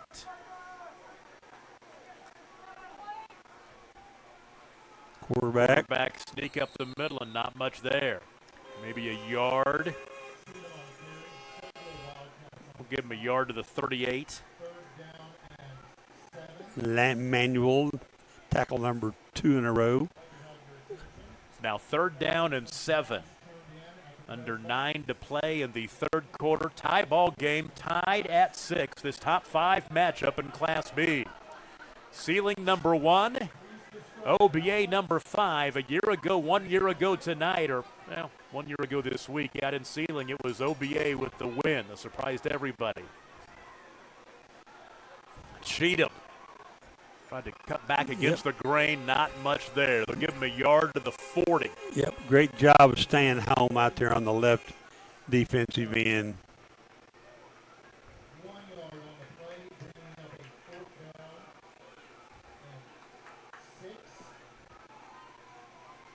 Cheatham now 21 carries, 120 yards rushing. Of course, the 58-yard touchdown run to end the last drive. Fourth down and 6. They'll punt this one away, playing for field position. Ian Easton, the punter. Snap is back. Kick may have been deflected. I think it does. Will go out of bounds, and Sealing will have good field position. One thing you've got to remember, trying to kick in the 8-man game with fewer players out there, difficulty level in the kicking game is enhanced. A lot of the problem, too, is they don't have anybody that can snap the ball very deep because they're kicking about 10 yards from the line of scrimmage. It's not far to get in there to block the kick. So Sealing will take over on the 49-yard line, their own 49. They dodge the bullet on the turnover. Looking, trying to hit Gore here on the Cross. crossing route. Good coverage by Cheatham. That will end the run of 4 straight completions dating back to the first half for Caden Manuel. That last drive included the 10-yard touchdown hookup with Brock Gore. Second down and 10. Sealing, what about an hour and 10 minutes southwest of here? Maybe a little more than that, hour and 20 minutes. A lot of fans made the trip up here to Enid.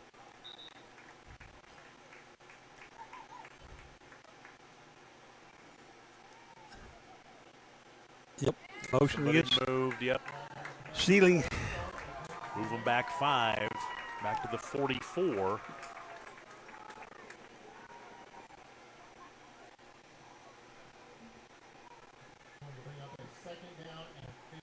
And these two teams averaging over 45 points a game. That is not happening tonight. Second down, 15. Play action across the middle. Ball is caught. Chain reel that in. No, it's Hamer. Hamer to the 41. Hudson Hamer, his second catch. Or they say incomplete. They're saying incomplete. They're saying incomplete. So now 3rd down and 15.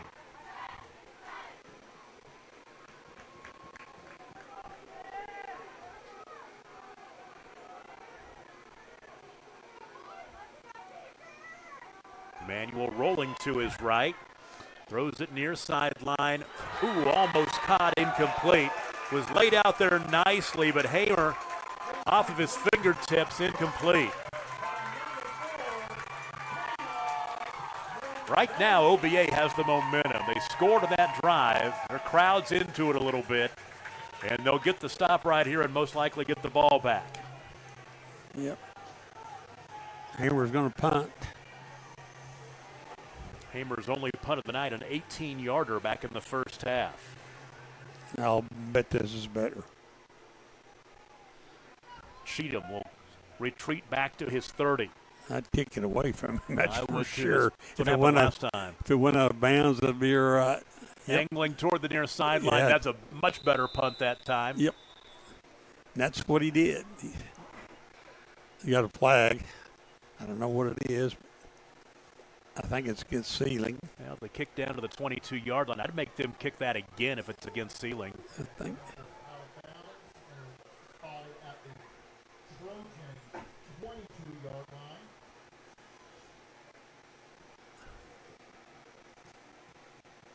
So the punt is 34 yards. I would make them do that again. Now it's going against OBA. Now,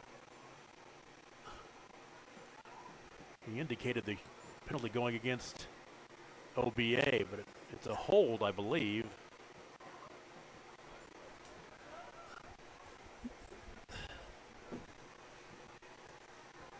And a discussion. Talking to both coaches. He first talked to OBA, now he's talking to Sealing. It's against OBA. 10-yard penalty. So it's still 4th down, but it's 4th down and more manageable to the 46-yard line. Now we're going to go for it. So 4th down and a long 5. Sealing in OBA territory at the 46. 7.5 to play in the 3rd quarter in a tie game. Gore in motion. Manuel to throw. Near side. Ball caught. Turning it upfield 40. Running room 30. 25, 20, angling toward the middle of the field is Rush Hunt, and Hunt will take it to the end zone. Touchdown, Wildcats. Boy, you talk about a terrible penalty. It goes back. OBA was going to have the football. Yep, they're going to have the football. Now instead, Sealing's got 6. 46-yard touchdown pass from Manuel to the sophomore Rush Hunt, who makes his first catch of the night, and he makes it a big one. Had a good cut there after he broke the tackle and cut across the middle and used his speed to get into the end zone. So 12-6 the score now. This is a big play right here, just to get where you're up 6 or 8's a big difference. Manuel rolls right, looking to the end zone, throws it back toward the middle, is knocked away, incomplete. So 12-6 the score, 7:19 to play in the 3rd. We'll take big return right there. Getting good field position to start this first drive here in the second half. Absolutely, and he is the spark. As we saw last week, the excitement that he has whenever he makes a big play or somebody else makes a big play. First down and, sorry, Jerry. First down and 10 for the Lions. Carson with the football out, about no gain there. And on the tackle was number 10, Luke Brooks. Had good timing there. Braxton Estes has got a text that his family's home watching the game. Coach Rackley's family, Boston, Julie, Sailor, Debbie, and Raider, all sitting around checking this one out. I'm sure they were excited on that first opening half kickoff return. Yeah, I was. Second down and long. Garver in motion with the handoff around the right side. Ty cuts it back to the left, up the middle. Going to be close to first down yardage. And looks like it's going to be good for first down. Ty picks up 11. Hey, if they can do it, we can do it, right? Exactly. I was That's going right. to say, looked like he was running with a purpose himself on that one. And go ahead, Jeff. I was going to say, really didn't see a lot of that last week out of Ty, but in the opener against Stroud, he had a couple of carries like that, a little end-around plays that were for positive yardage. Fake to pass. Carson up the middle, just a couple yards. Let's see Sam Hall out there, number 42. Let's get Sam in the action. What do you say, guys? Kind of playing a little up back position. Yeah, he's kind of that H-back type guy, plays a little tight end, fullback type spot. Versatile. Second down, 9. Alec back, fakes the handoff up the middle. Jackson bounces out to the right, cuts back left. Going to be brought down at about the 31-yard line. Picks up about 5. It'll be third down and 5. 4 down territory for the Lions, I would assume, right, guys? Yeah, I think so. Kind of interesting to see Ty over here on the sideline in third down situation. Kind of leads me to believe we're going to run some kind of power maybe here with Carson. Kind of thinking maybe that lull him a little bit, thinking it's a third down passing situation. Fake to Carson. Alec over way high, intended for Holland. Yeah, I think that one just kind of sailed on Alec a little bit. Sawatsky and Garver back in the game. I think you got to get Alec out of the pocket and give him an RPO chance, right? Yeah, let him use his feet. He's got good footwork and moves well, but and we seem to be more. And even though we just passed, we seem to be more geared towards the run so far this half. Fourth down and 6. Alec back, looking, waiting, throwing across the middle. Oh! And he had Swatsky wide open deep. Yes. Just too high for Estes, and the Lions will turn it over on downs after what looked to be a promising drive after the long kickoff return by Estes. Offense just wasn't able to get it going from there. Yeah, a couple of overthrows right there. Had targets open down the field.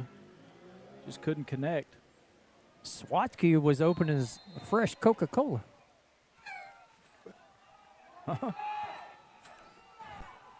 He was open as fresh Coca-Cola. As a fresh Coca-Cola. Oh, okay. All right. Yeah, you got to open it, right?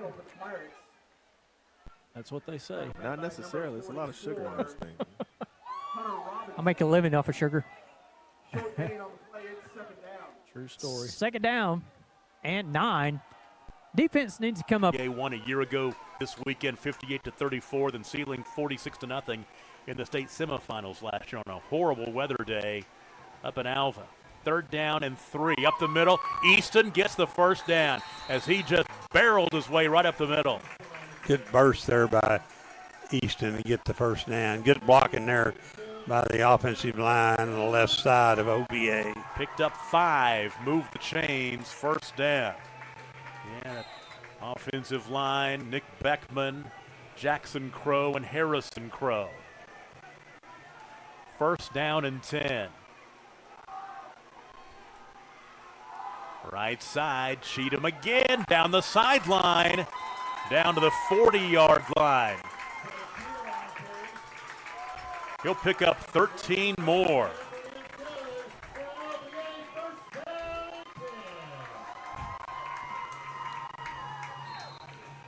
140 yards rushing now for Cheatham on 23 carries. This drive started back at the 35-yard line. Now first down and 10 at the ceiling 40.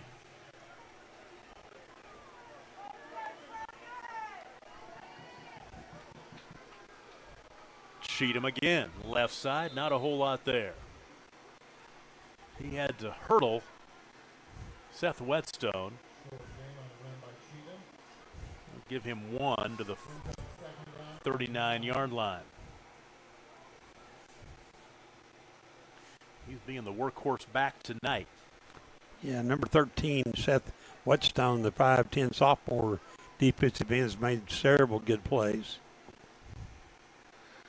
I think, if I'm not mistaken, his sister is a center on the basketball team. Plays some pretty good hoops out in ceiling. Second down and 9. Ball picked up, and Cheatham will take it down to the 35. Looks like they'll mark him back at the 36, gaining 3. Tackle by Manuel and Hunt.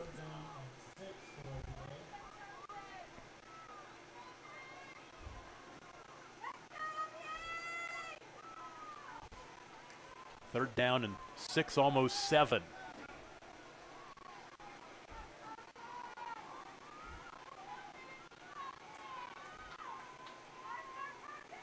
Fumbled snap again. Still loose. I think he got back. I think he did, but it's going to be fourth down and about 8. You're just joining us. It rained before the ball game. Not real heavy, but it rained for a couple of hours before the ball game. A light shower. And the ball is a bit moist, the field's a bit moist, and we've seen that come into effect here tonight.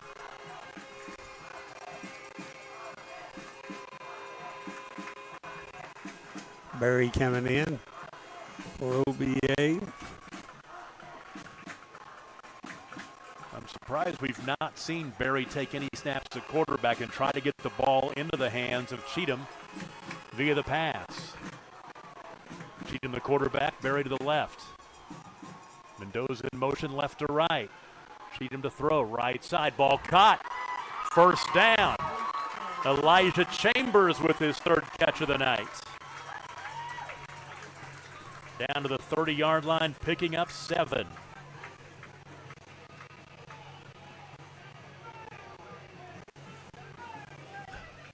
They're going to measure it, I think.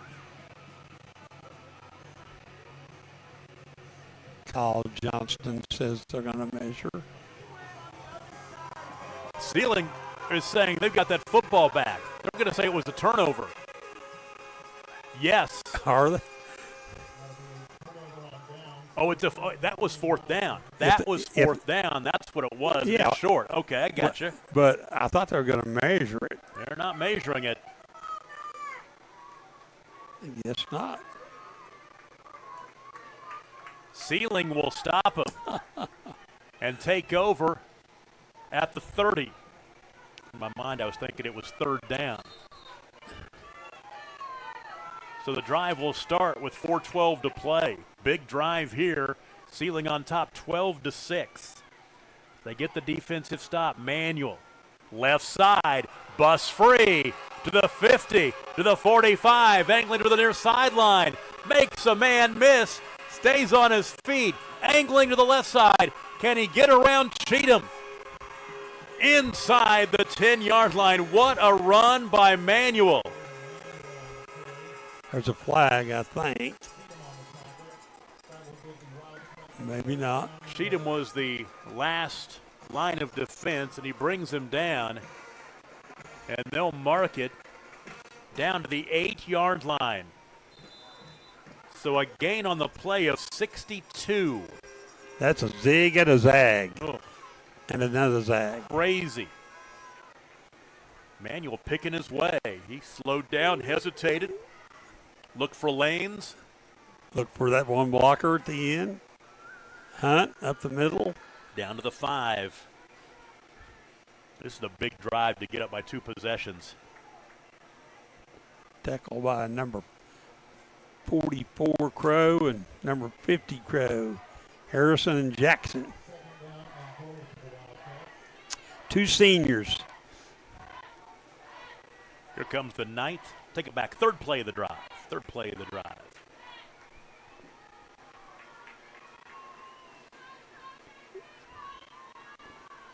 Duarte. Not much there. I don't think he got back to the line of scrimmage. Back to the 6. Easton with the stop. Under 3 minutes to play, third quarter. OBA needs a stop right here. They do not want to get down by 2 touchdowns. You're not going to see a field goal here, so it's a chance to stop them shy of the 6.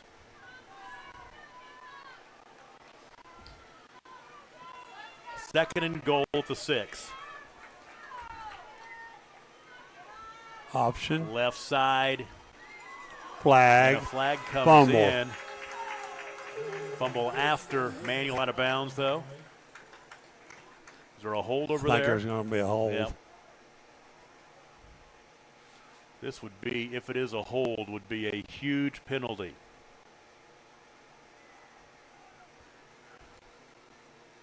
Hold. Yep. Ceiling. Going back 10 yards.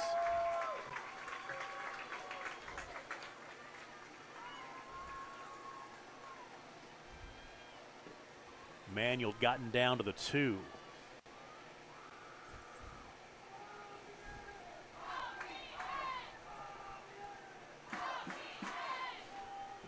So it'll be a 4-yard gain and then a 10-yard penalty.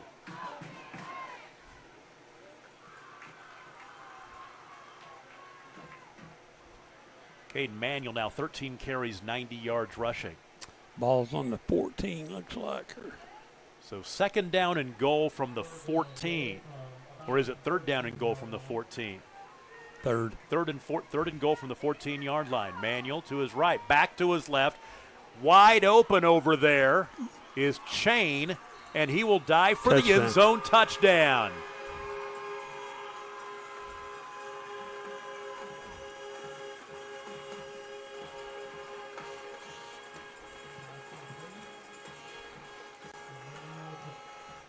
Blake Chain, 14-yard touchdown pass. And that'll put Sealing up 18-6. Boy, Chain's having a night receiving. His 4th catch of the night. Now for a touchdown. 5'9" sophomore. 62 yards receiving on 4 catches and the touchdown. They'll go for 2, now up 18-6, and takes a bit of the starch out of this home crowd.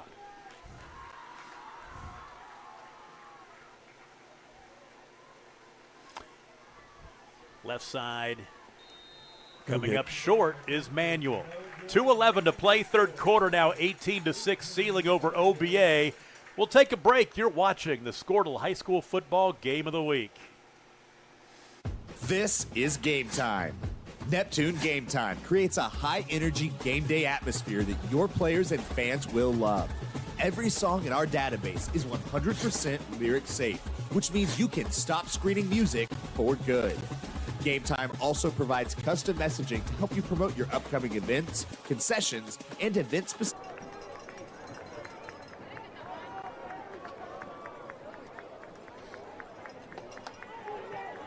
Probably you're thinking 2 plays here if you're crossings, I think. Might throw a pass. Ooh, that's going to be a false start. I think number 2 moved in the backfield for crossings. Looked like he was trying to go left. So that'll be a little near. early.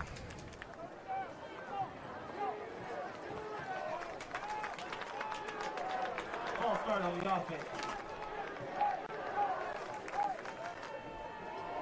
Sealing has now gone up 18-6 over OBA. That's still a great game.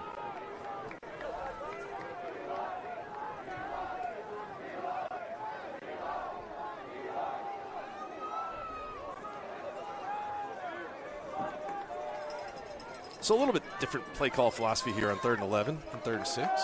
See what they decide to do. Run that little waggle play. They're going to go ahead and run the toss. Toss, and a great job of setting the edge for Micah White, the sophomore, for the Cyclones. Wasn't going to let Olsen get outside and turn that back in.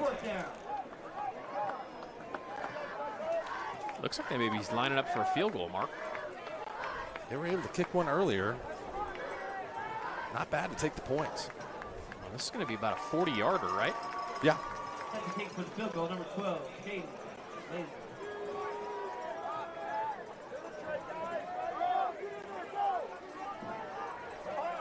40-yard field goal, Lacey. And that looks good. No. Yes. Got it through. Big kick, taking the points. And that makes it 20-14 in favor of Crossings Christian. We'll take a break after the 40-yard field goal. Return with Casti in possession. Are you looking for a look? Yeah, Corbin's done a pretty good job the few times that he's had to make those plays over the middle. He's been hit pretty hard on a couple of those and has done a great job of securing the football. That one he took there. Brandon Arms said they have it. Carson, ooh. Carson with about 8, down to the 24. Man, looks like he anticipated that tackle and just quit running right there, and then had to go again, got hit and spun forward. 6 yards on the carry. This is I think he said, methodical drive right now for the Lions. Yeah, running the football well, keeping the clock moving. Just gotta cap it off at the end. AJ back out in the flat to Estes. Ooh, man, that's got to be. On to it, though.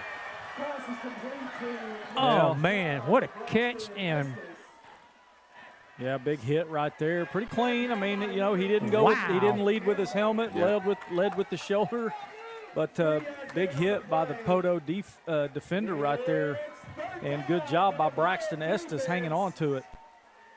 O-U-C-H. He's going to feel that one.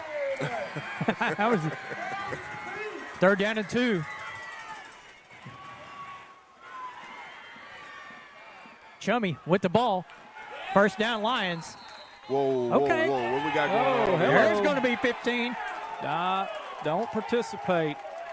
He's trying to get away from him. 15 has just been out there and holding Maddox.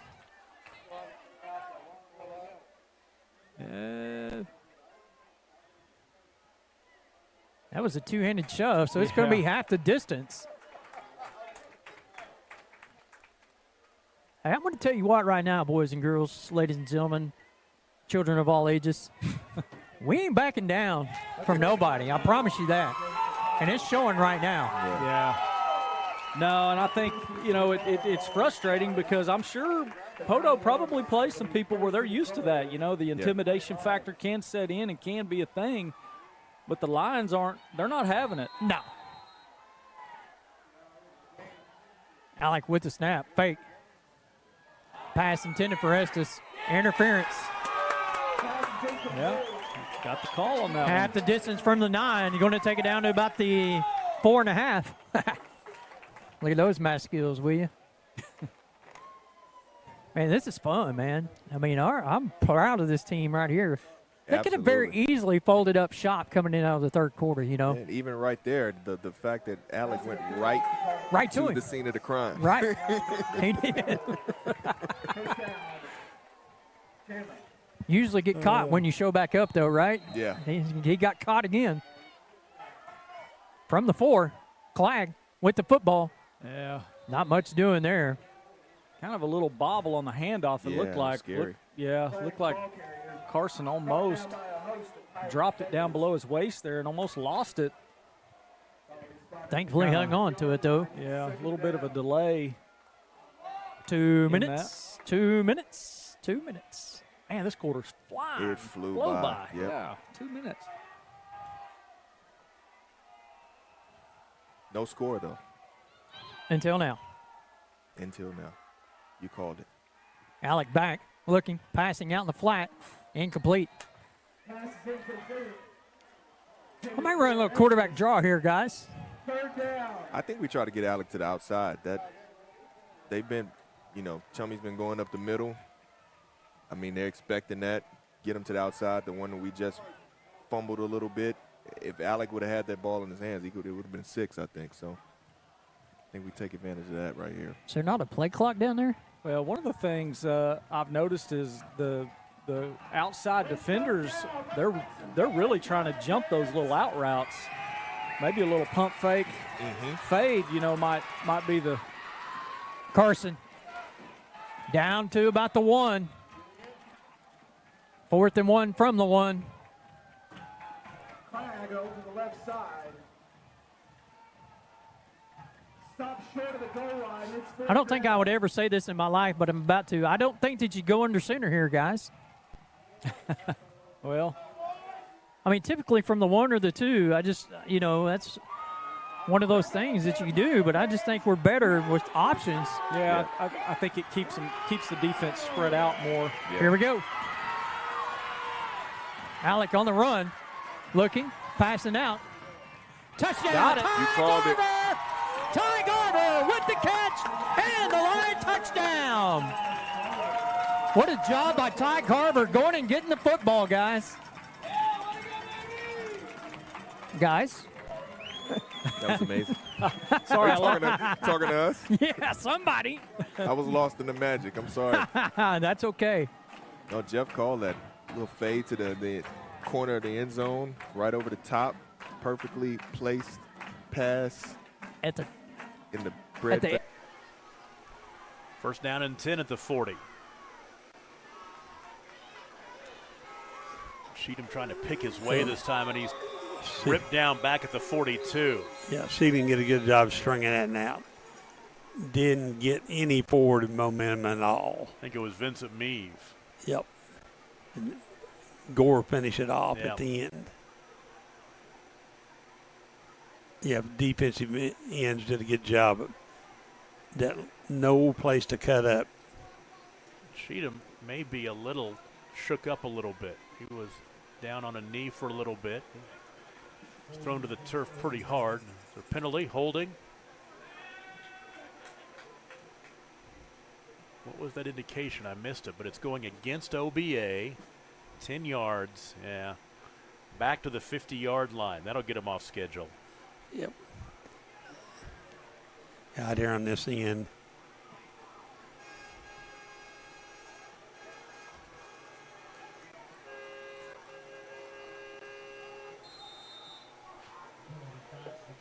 So now it's first down and 20.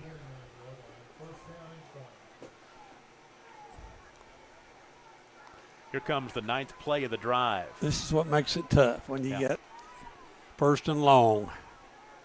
Have not been throwing the ball very successfully tonight either.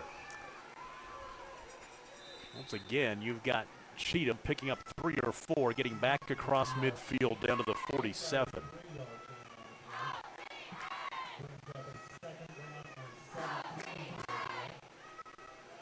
$180 yards rushing now. Number 5 at time, Diarte playing defensive end. Don't need to get all of it here. Second down at about 17, but get some chunks of it so you can go for it on 4th down and make it be reasonable. This time they'll hand off to Easton. He's able to turn the corner, get down to about the 41, get a little bit of a chunk of that back, but now another flag, and I think this is going to be a hold that will go against OBA. Well, there's been some penalties, large and small, in this game against OBA that's really hurt their opportunities.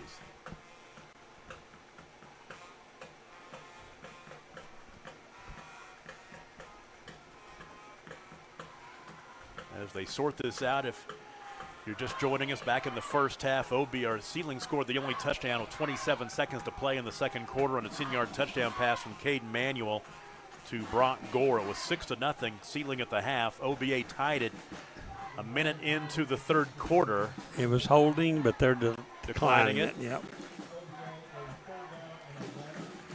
Cheatham a 58-yard touchdown run to tie it up, but then back-to-back touchdowns by Sealing here in the third quarter put them up 18-6.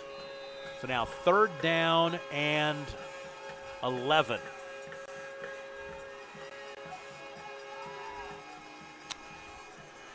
From the 41. Nothing doing. Blowing that play up.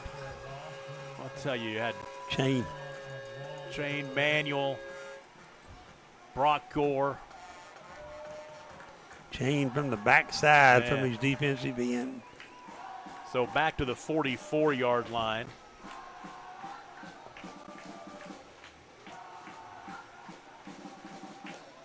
So now it is 4th down and 14.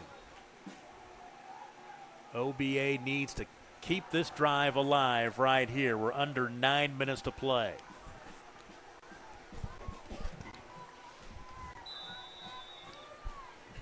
And OBA will call a timeout to discuss. We'll take it with them. 8:47 to play in the ball game. Ceiling 18-6 over OBA. You're watching the game of the week on. I think can really cause some problems. A pretty good player. Well, that's the first time they've been able to get him free this game. Late substitution at running back. Andrew Fitzpatrick is back in. Checking in for Henry Lewis.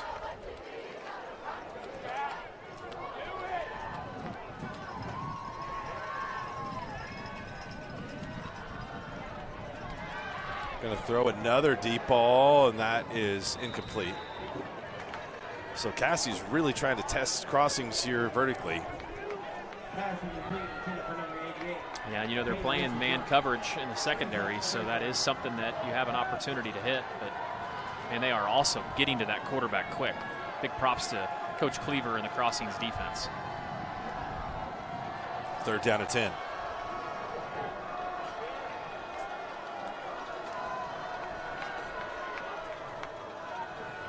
Blitz coming. Another ball thrown up and overthrown just over the outstretched arms of Micah White, trying to haul that in. 4th down and 10 to go from the 49-yard line. You think about going for this or content to punt the football? I think it looks like the Cyclones are going to punt it away. I think that's the right decision, too. But just being only down 1 score. Yeah, you're right. You were mentioning the Boone Apache score, 26-0 in the 4th quarter over Ringling. Man, Walters is all over Cashion, 49-7 in the 3rd quarter. Punt is fielded at the 20-yard line. That's where crossings will take over here with 3:33 to go in the 3rd. Threes are wild at Hoot Gibson Field. Checking out our other game of the week, it looks like Ceiling still leads 18-6. Looks like, I'm going to guess, pretty early in the 4th quarter. It's a pretty good job by the OBA defense to keep that Ceiling offense in check there. Chandler's come back in the game against Poto tonight, 28-21. Heck of a game. Tony Wilson sent me a text. They were at Warehouse Willie's in Poto, really good place to eat. Yeah, you called that one on the show. Little dive play, gain of about 3. Gotta give a shout out to the Skordle God, Corey Rogers, out there watching the game tonight, helping produce all of our shows, helping with our scoreboard earlier on. He's a man of many talents. Always staying busy. That's true.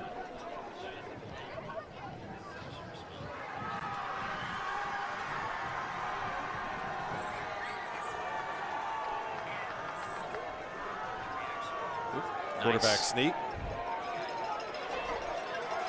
Turns the corner, and that was close to being a little bit out of bounds, but a nice run from Nate Rouse.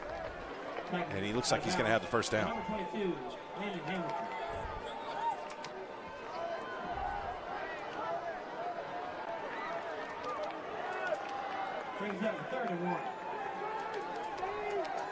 Man, Ringwood, we talked about that score earlier. They are just putting it to Winoka, 40-16.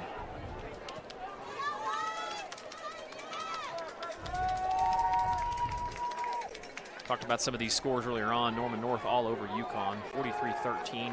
Edmond North leads Enid, 21-14. Quarterback sneak. Fumble. Oh, I thought it was a fumble. And now that is the 1st down. Cassie had everyone up near the line of scrimmage on that play. Run made by number 6. Nate Rouse for 9th 1st down. Mark, what would be one of your I know it's early in the season, but if you had to pick maybe a surprise, look at that. So far, a team, out of any class, I mean, just one team you think has kind of surprised you this year.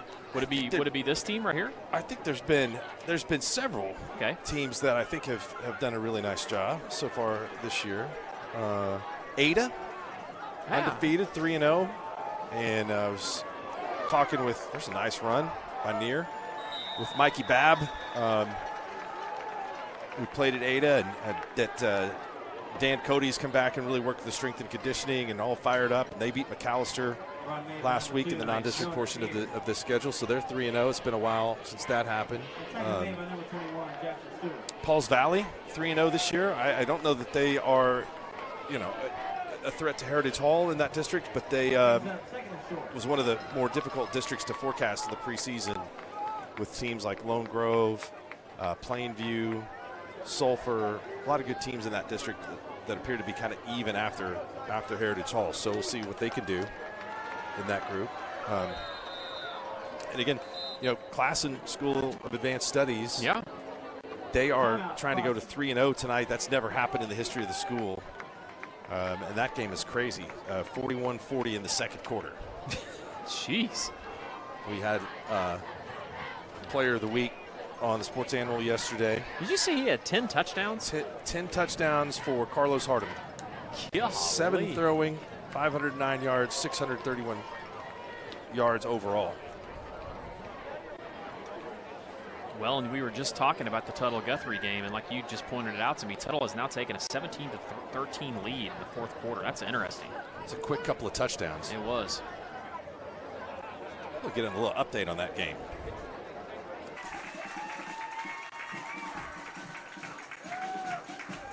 Cheatham from 6 yards out, his second rushing touchdown of the night. There's another big penalty that helped in a touchdown. It happened. It helped. A penalty helped Sealing on their drive. Yep. On fourth down, too.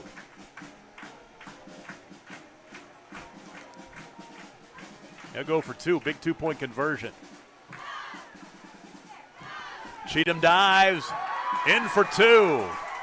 That'll make it 18-14. Same play they scored a touchdown on.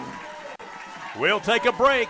We've got some excitement at Commitment Field in Enid. You're watching it on Skordle. They also 2017 as there's a short kick taken by the upback who runs backwards to the 41. And then we've got a little pushing and shoving after the play as that was LaRon Thomas on the return. It's 1st and 10, Shawnee at the 41. Blanchard led 20-17. Shawnee led 24-20 at halftime, and Blanchard strikes first here in the second half, 27-24 Lions. I think that's the first time I've ever seen on a kickoff it goes directly to the first man in the middle, and the guy just catches it and tries to get some more yardage. But, yeah, I was the middle man on the kick return team, and that was always your nightmare. Really? It's like, just please heater? Don't let it go at me like at a heater because that's the worst. Every kickoff goes right over your head, and if they miss kick one, it's going right at your face mask. Right. 1st and 10 at the 41. Low snap. Owens picks it up. Looks right, throws right, pass is caught. Nope.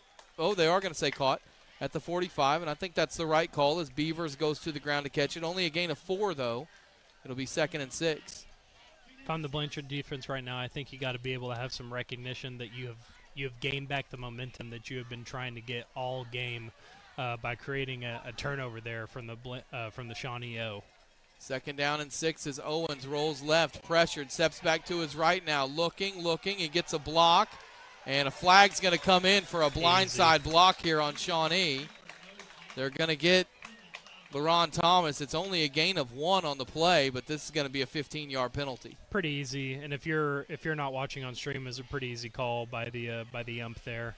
I don't know who on the Blanchard defense was about to make that tackle almost in the backfield there, but the Shawnee defender comes out of nowhere. Blanchard defender is pretty much helpless in that situation, and pretty easy call there by the refs. It's a 15-yard penalty. Kind of got caught from behind that time, and good tackle and popped it loose. So from the 45-yard line, 1st down and 10 for the Wildcats, leading by 4. Good return, though, by Hunt.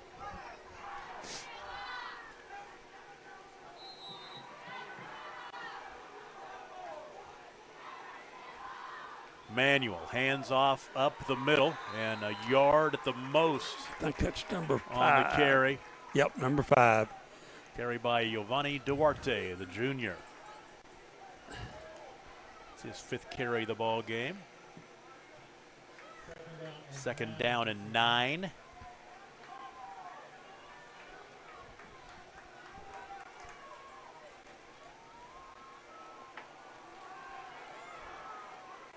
He wants to throw. He's in trouble now. He'll be sacked. Back at the 43. Jackson Crow with the sack. Crow had 1 sack coming in. I think that's his 2nd tonight. I think he might have 3 total. Big play here, 3rd and long. Back to the 44, a loss of 2. 3rd down and 11.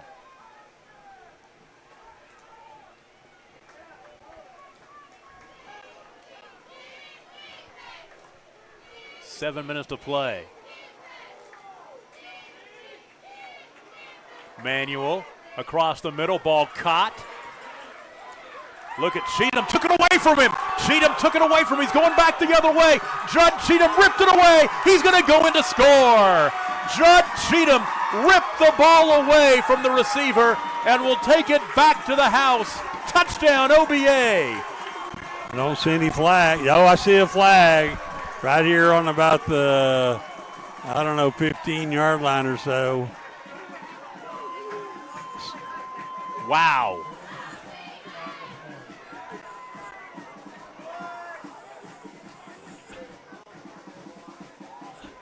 Nice picking it up. It's a hold. I saw the indication. It's holding against the Trojans on the return. They're going to mark it off from the 15-yard line. OBA will have the ball at the 25.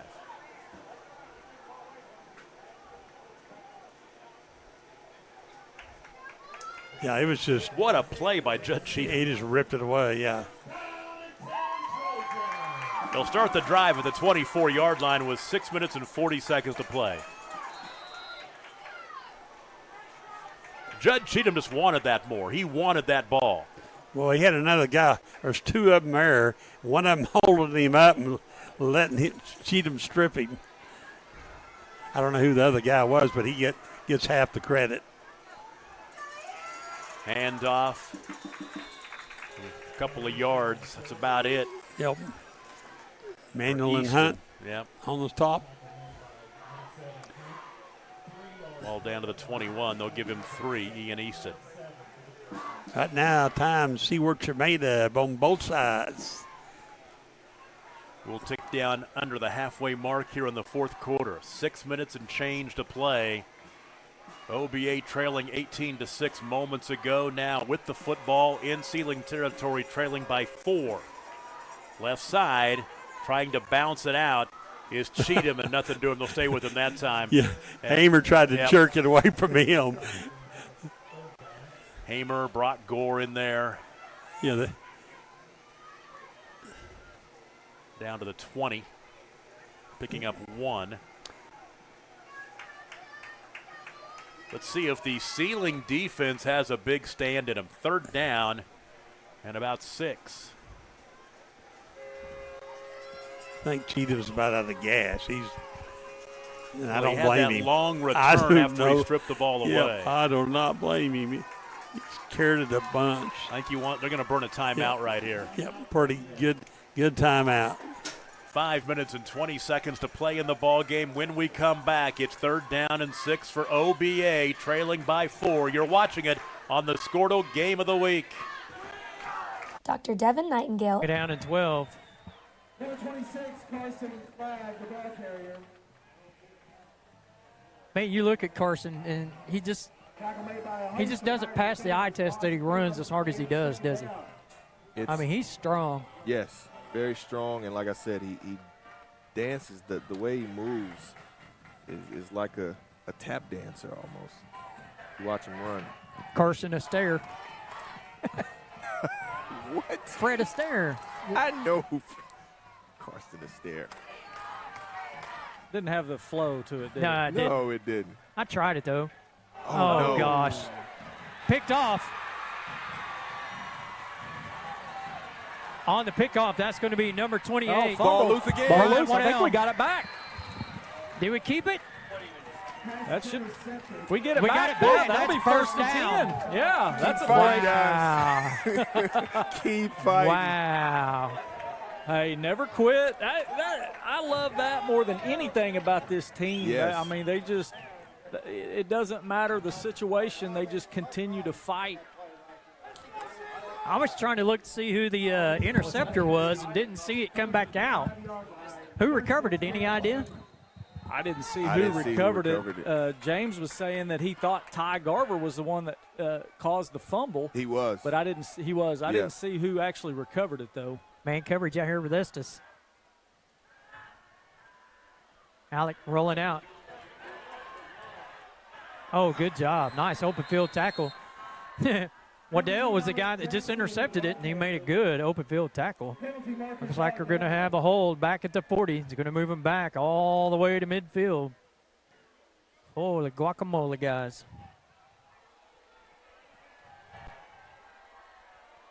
Not what we need right now.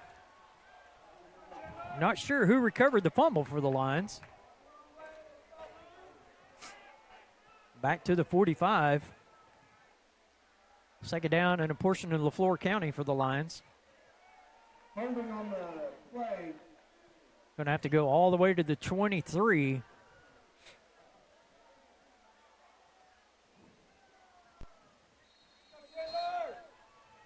Ten-yard penalty, it remains first down. First and 20. Fake to Carson. Carson peels back, gets it blocked. AJ looking, firing deep. Got a guy. Garver. Oh, man. Yeah, pretty good coverage right there for Hodo on the back end of that. Ty had maybe a half a step on his man, but Was there a little face guard in there on that? Was he making a play on the ball, the defender? It looked like it. Maybe a little face guard there, possibly. I don't think you have to do that in high school. I don't think you've got to get your head around like you're trying to make a play. Should be a first down, though. That's holding. It happened downfield. It's holding. Yep, this one's coming back. Let's see where they mark it off from. Right on the line of scrimmage on the right end. So it'll be fourth down and about 10. It'll be more. Let's see, putting it on the 23. 23-yard So line. fourth and about 9.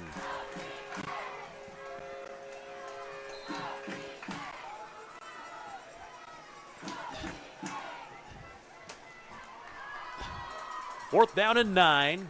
4.5 to play. Trojans down 4. They're looking for number 5 or number 4.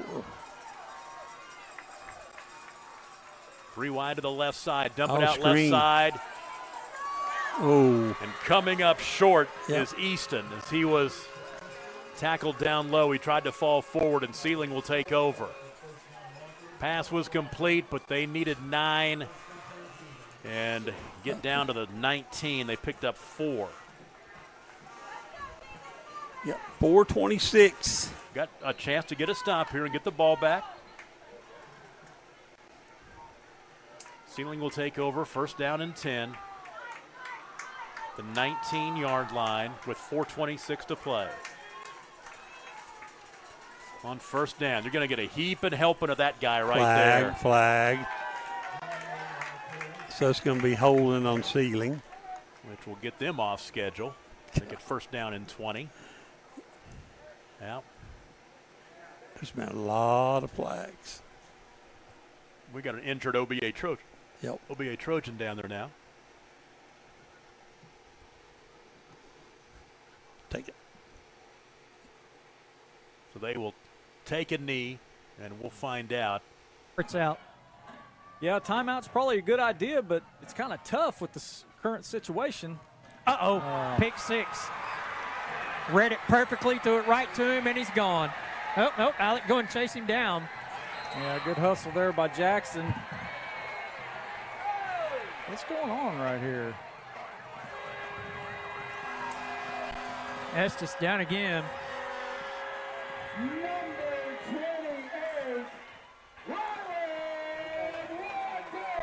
Well, he read that perfectly, and Alec just didn't see him and threw it right to him. Yeah, earlier, just before halftime, or actually on that last offensive drive where we went and scored early in the second half, I noticed their cornerbacks were jumping those little out routes, and right there, timed it perfectly, and big interception there for Poto.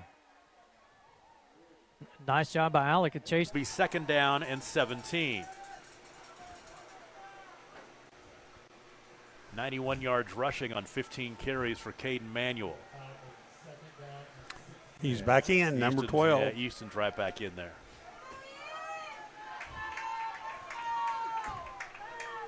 .345 to play.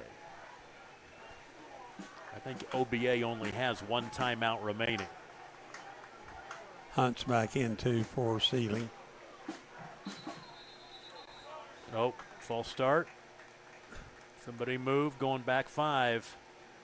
Actually, I believe, nope, timeout. Timeout Sealing. 3:33 to play. We'll take a break and be right back. You're watching the game of the week on Skordle.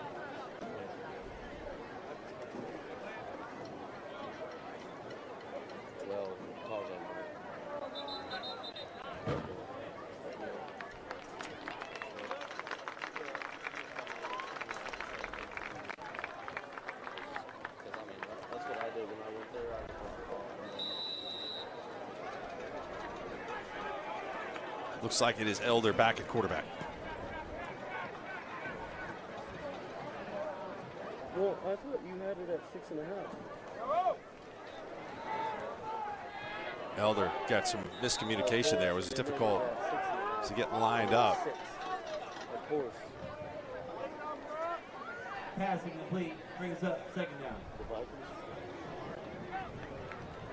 Really? I didn't get to watch him. So second down at 10. Elder hit the first pass that he threw for a 40-yard gain, but has not been as accurate since. Senior right guard, defensive end. Nice pursuit and tackle on Manuel. Back at the 12-yard line, no gain on the carry. So now you're looking at third down and 17. We'll tick under 3 minutes to play. OBA has one timeout left. They don't want to burn it right here. They'll be about to throw the ball. Be just as good as a punt if they intercepted it. Fourth down and a bunch. He will. Rolling to his right, throwing back to his left. Ball caught in space.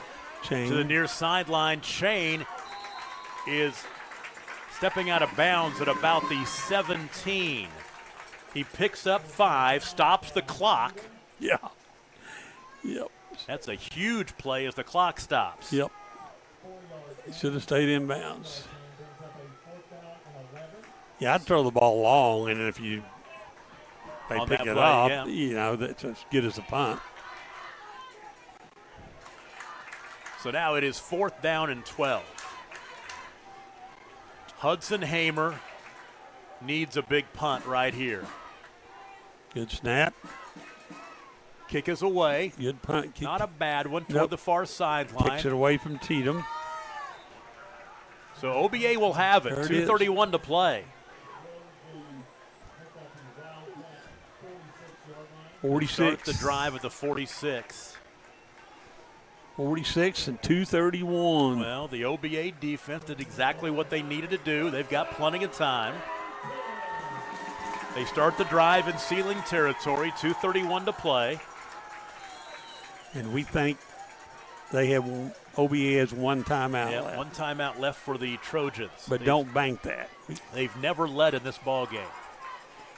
Snap right side. Cheatham going back to his left, following his blockers, and picks up 3 or 4.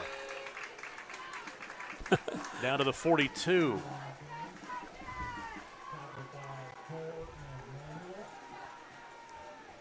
Brock Gore on the stop.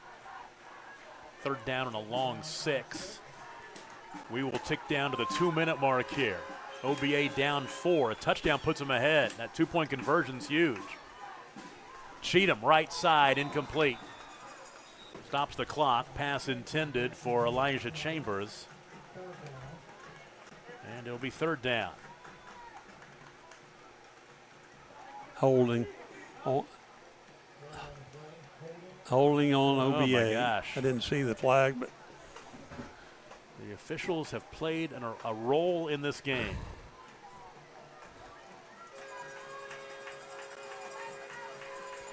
So now it'll be 2nd down and long. 2nd down and 20. And 2nd down and 17.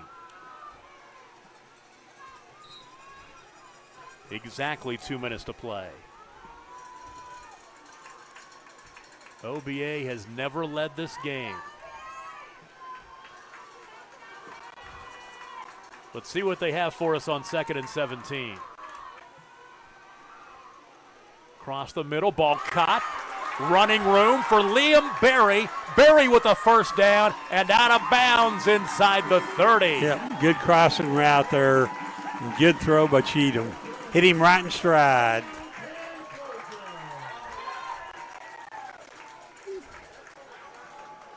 Second 17, no problem. As they pick up 20. Clock's running. Clock's running, and it shouldn't be because he ran out of bounds. Yeah, he did run out of bounds. It was 2 minutes when the play started. It's at 1:41 right now. 1:48, I think, is what they're saying.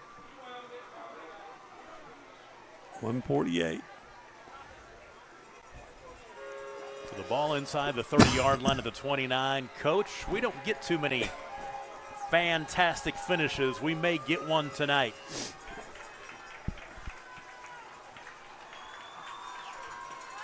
First and 10. Cheatham to throw. Now he wants to run. Tries to bounce it outside. Nothing doing. Down, loss of a yard. Yep. Good tackle there by number 5, Duarte. He's been kind of an unsung hero He did, tonight. yep. Duarte's done some nice things. Yep. 2nd and 11. Well, I think somebody might have been moving.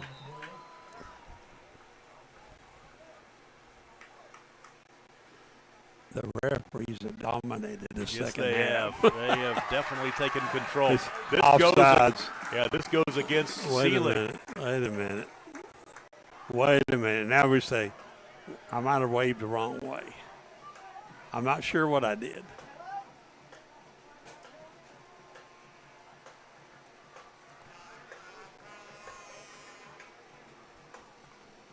Which way is this one going? Offsides, Sealing. Yep. They offset. Offset.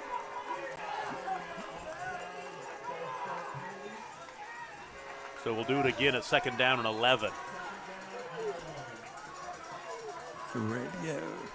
2 wide to the right, 2 to the left, back to throw. Cheatham to his right, down the field, near sideline, Picked ball off. intercepted. It is picked Gore. off. Brock Gore with the INT. Underthrew it. Gore does a good job at safety. Doesn't let anybody get behind him. The interception comes with 1:08 to play, and that should do it. Yep, one timeout. Only can stop Take it it one to a knee, time, yep. so What a game, though. a good game. Wow. Yep. Two well-coached teams. Yep.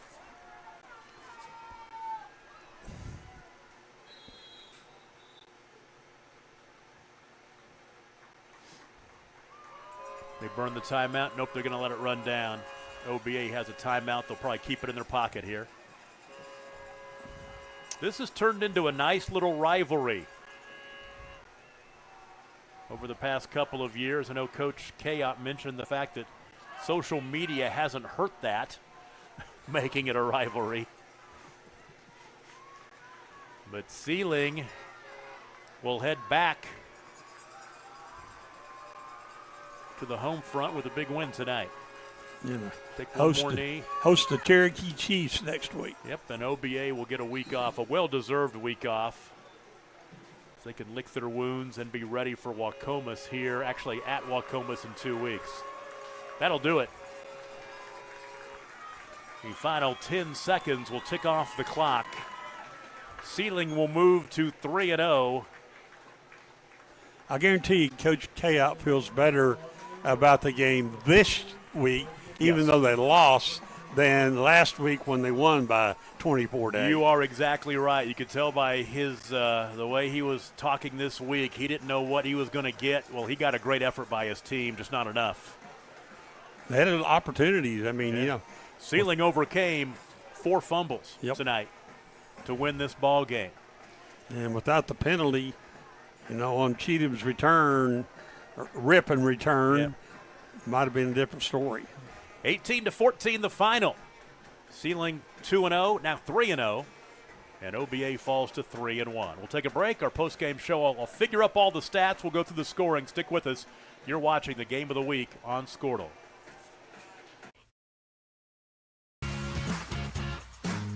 Ready to get back in the game? Great news. The movement experts at Physical Therapy Central can help you find relief and results and keep you off the sidelines. With over 30 convenient locations across Oklahoma City and beyond, contact PT Central today at ptcentral.org to see a physical therapist.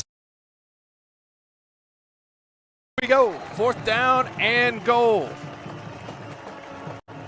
Quarterback draw. And he's fighting forward. Is he in? No signal yet. This guy down here signaled.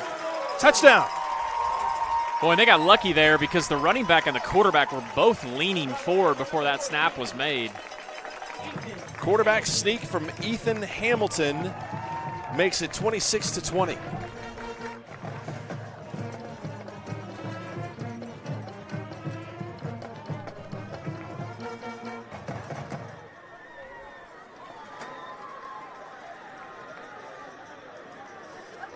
Extra point snap is down. The kick is blocked. So really, that could be important. Keeps it a 6-point game. Crossings comes through with a big block. We'll take a timeout. Crossings going to get it back here. 4:32 to go. You're watching the Skordle Game of the Week.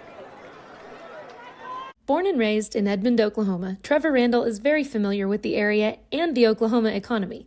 Trevor enjoys helping customers just like you identify the insurance coverage that best fits their needs, with over 19 years of experience to help you better understand the options, whether that's auto, home, renters, business insurance. 39 yards, and it's a 1st and goal for Shawnee just like that.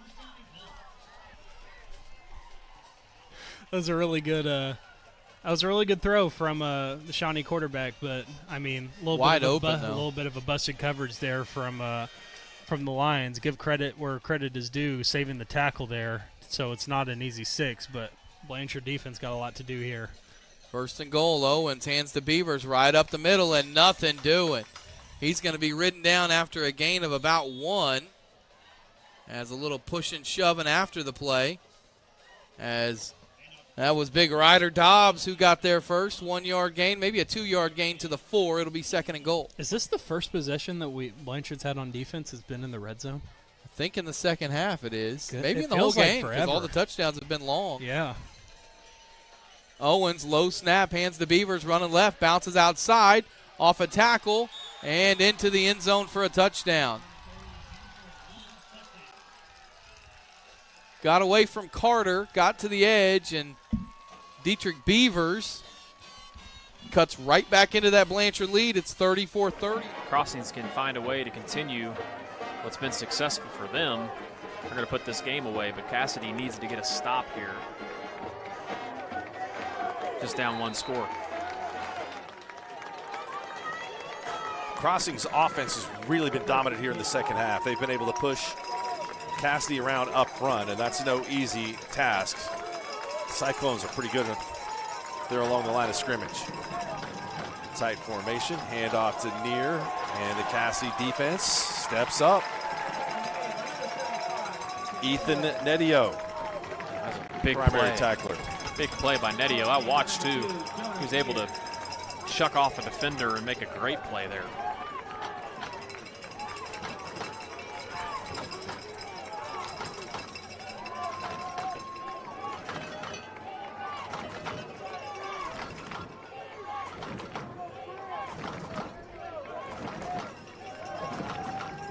Second down and 8.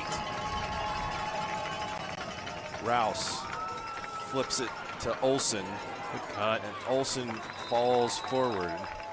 And positive yardage is a gain of about 5, which will set up a 3rd down and 3.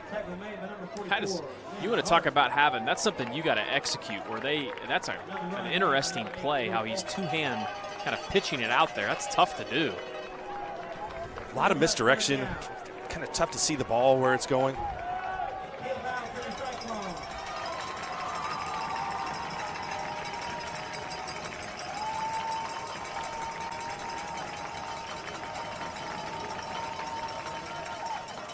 Rouse going to call his own number. He's going nowhere. Cassidy fans are starting to get fired up.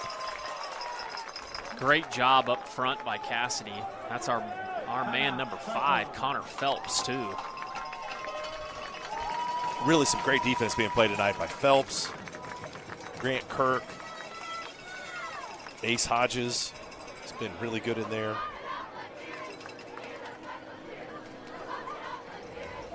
Well, it's an interesting decision here for Crossings.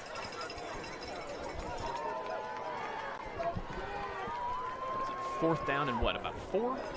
Yeah, 4th and 4. Got to get the ball to the 50. You going to punt this football away? I may line up and go hard count, try to get him to jump off sides. Right, especially out of a timeout. Yep. And if there's something that you really like, maybe try to go for it. I don't know. I would probably kick it away, though. Crossings has done a good job defensively outside of a few big plays. Looks like Cassidy's expecting punt all the way. Yeah, the big plays have really been the difference. I think they're going to line up in a punt formation, so that's what they are going to get. The other thing you got to be careful about is punting to Dyson Fay. We've seen how electric he has been tonight. Try to punt away from him.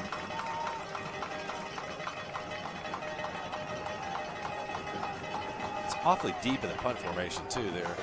That almost got blocked. But that one. Oh, wow.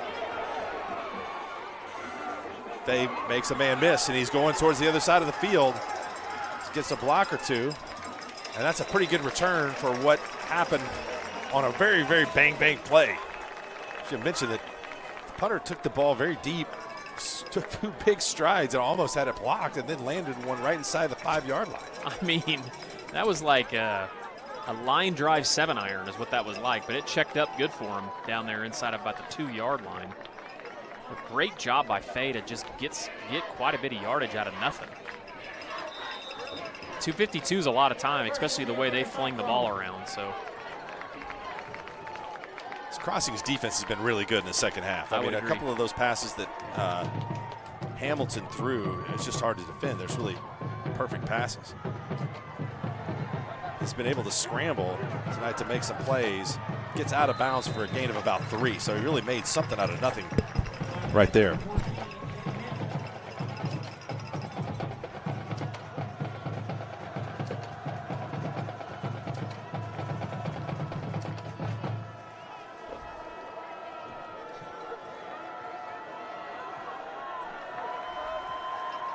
Second down and 8. Hamilton going to throw it again down the middle of the field. And the ball is intercepted. Tipped up and intercepted. A great play in the secondary for Crossings. Bennett Baker comes up with a pick. Yeah, great play. Right place at the right time, right? Your safety, you've got over the top help. Good job deflecting the pass and coverage, and another big defensive play for Crossings. Peyton Mitchell-Johnson was running down the field, and there were 3 defenders in the area, well covered. The ball bounces up in the air and is intercepted by Baker. The 3rd turnover for Cassidy, and maybe the decisive one of the evening. Yeah, with just one timeout left for Cassidy because they used their timeout the last time. This thing is going to get down to well below a minute, even if Crossings doesn't convert.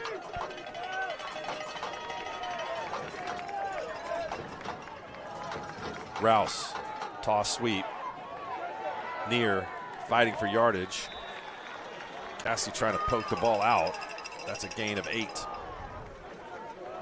And really, you could not ask for a better first play for Crossings. Because if they can just move these chains one time, I think the clock is the worst enemy for Cassidy right now with just one timeout left.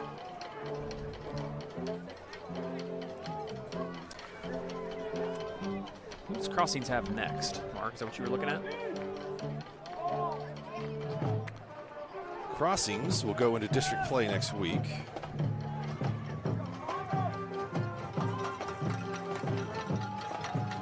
Pitch to Near, and Near holds forward for the first down. They may have spotted him just short, maybe. Be a good game next week for Crossings. They host Luther. Yep. Luther's off to a pretty good start this year. And Luther's a team I know that beat Crossings last year pretty handily. Dallas St. Mark's, former Southwest Preparatory Conference rival, comes here next week to take on Cassidy.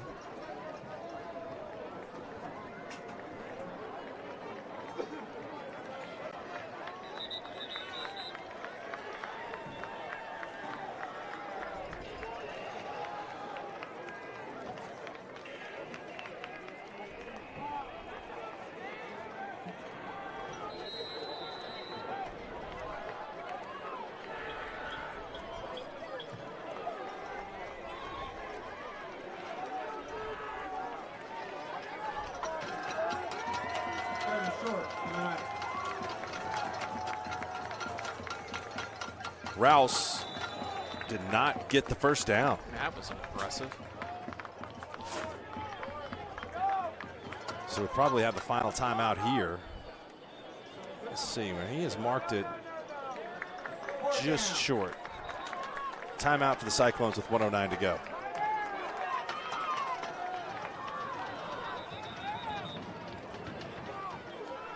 So that is the final timeout for Cassidy. And really, this is even a more interesting decision here for Crossings.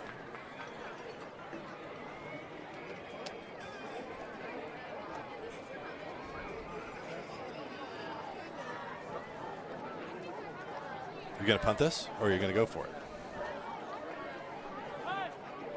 Quarterback sneak, and you can line up in victory formation if you get it. Could you get a punt blocked? I mean, there's all kinds of things that could potentially go wrong with the punt.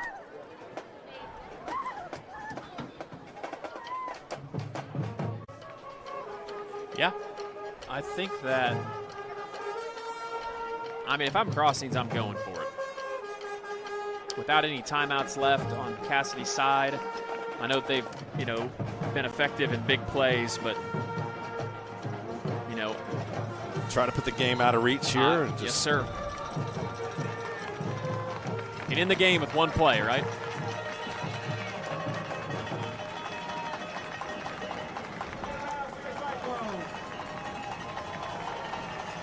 Well, this crowd has come to life. This place is getting rowdy, both sides. Quarterback sneak is going to get the first down and put this game away. Give him the spot to the 38-yard line, and that will do it. What a well-played game tonight. This has been a lot of fun. Both of these teams have put a lot of effort into tonight's ball game. Yeah, major props. I've been very impressed with both teams. Really, Crossings' physicality. I've been very impressed with Cassidy, too, as well. Great effort by both teams, but tip of the cap to Crossings. They were just, they were the better team tonight.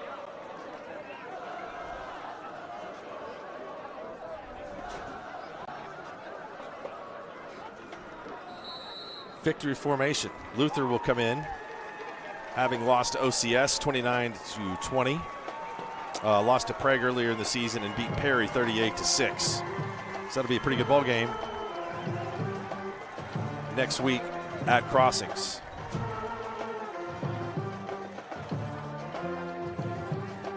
Well, Mark, it was fun, man. Another great pregame meal tonight at the Sun Cattle Company, and this has been our most competitive game of the year, I think, between the two teams. This game could have gone either way, and a couple of turnovers make a big difference in this one. And Crossings holds off Cassidy to win it, and that will do it. The clock has reached the 0-0. Adam, any final thoughts tonight?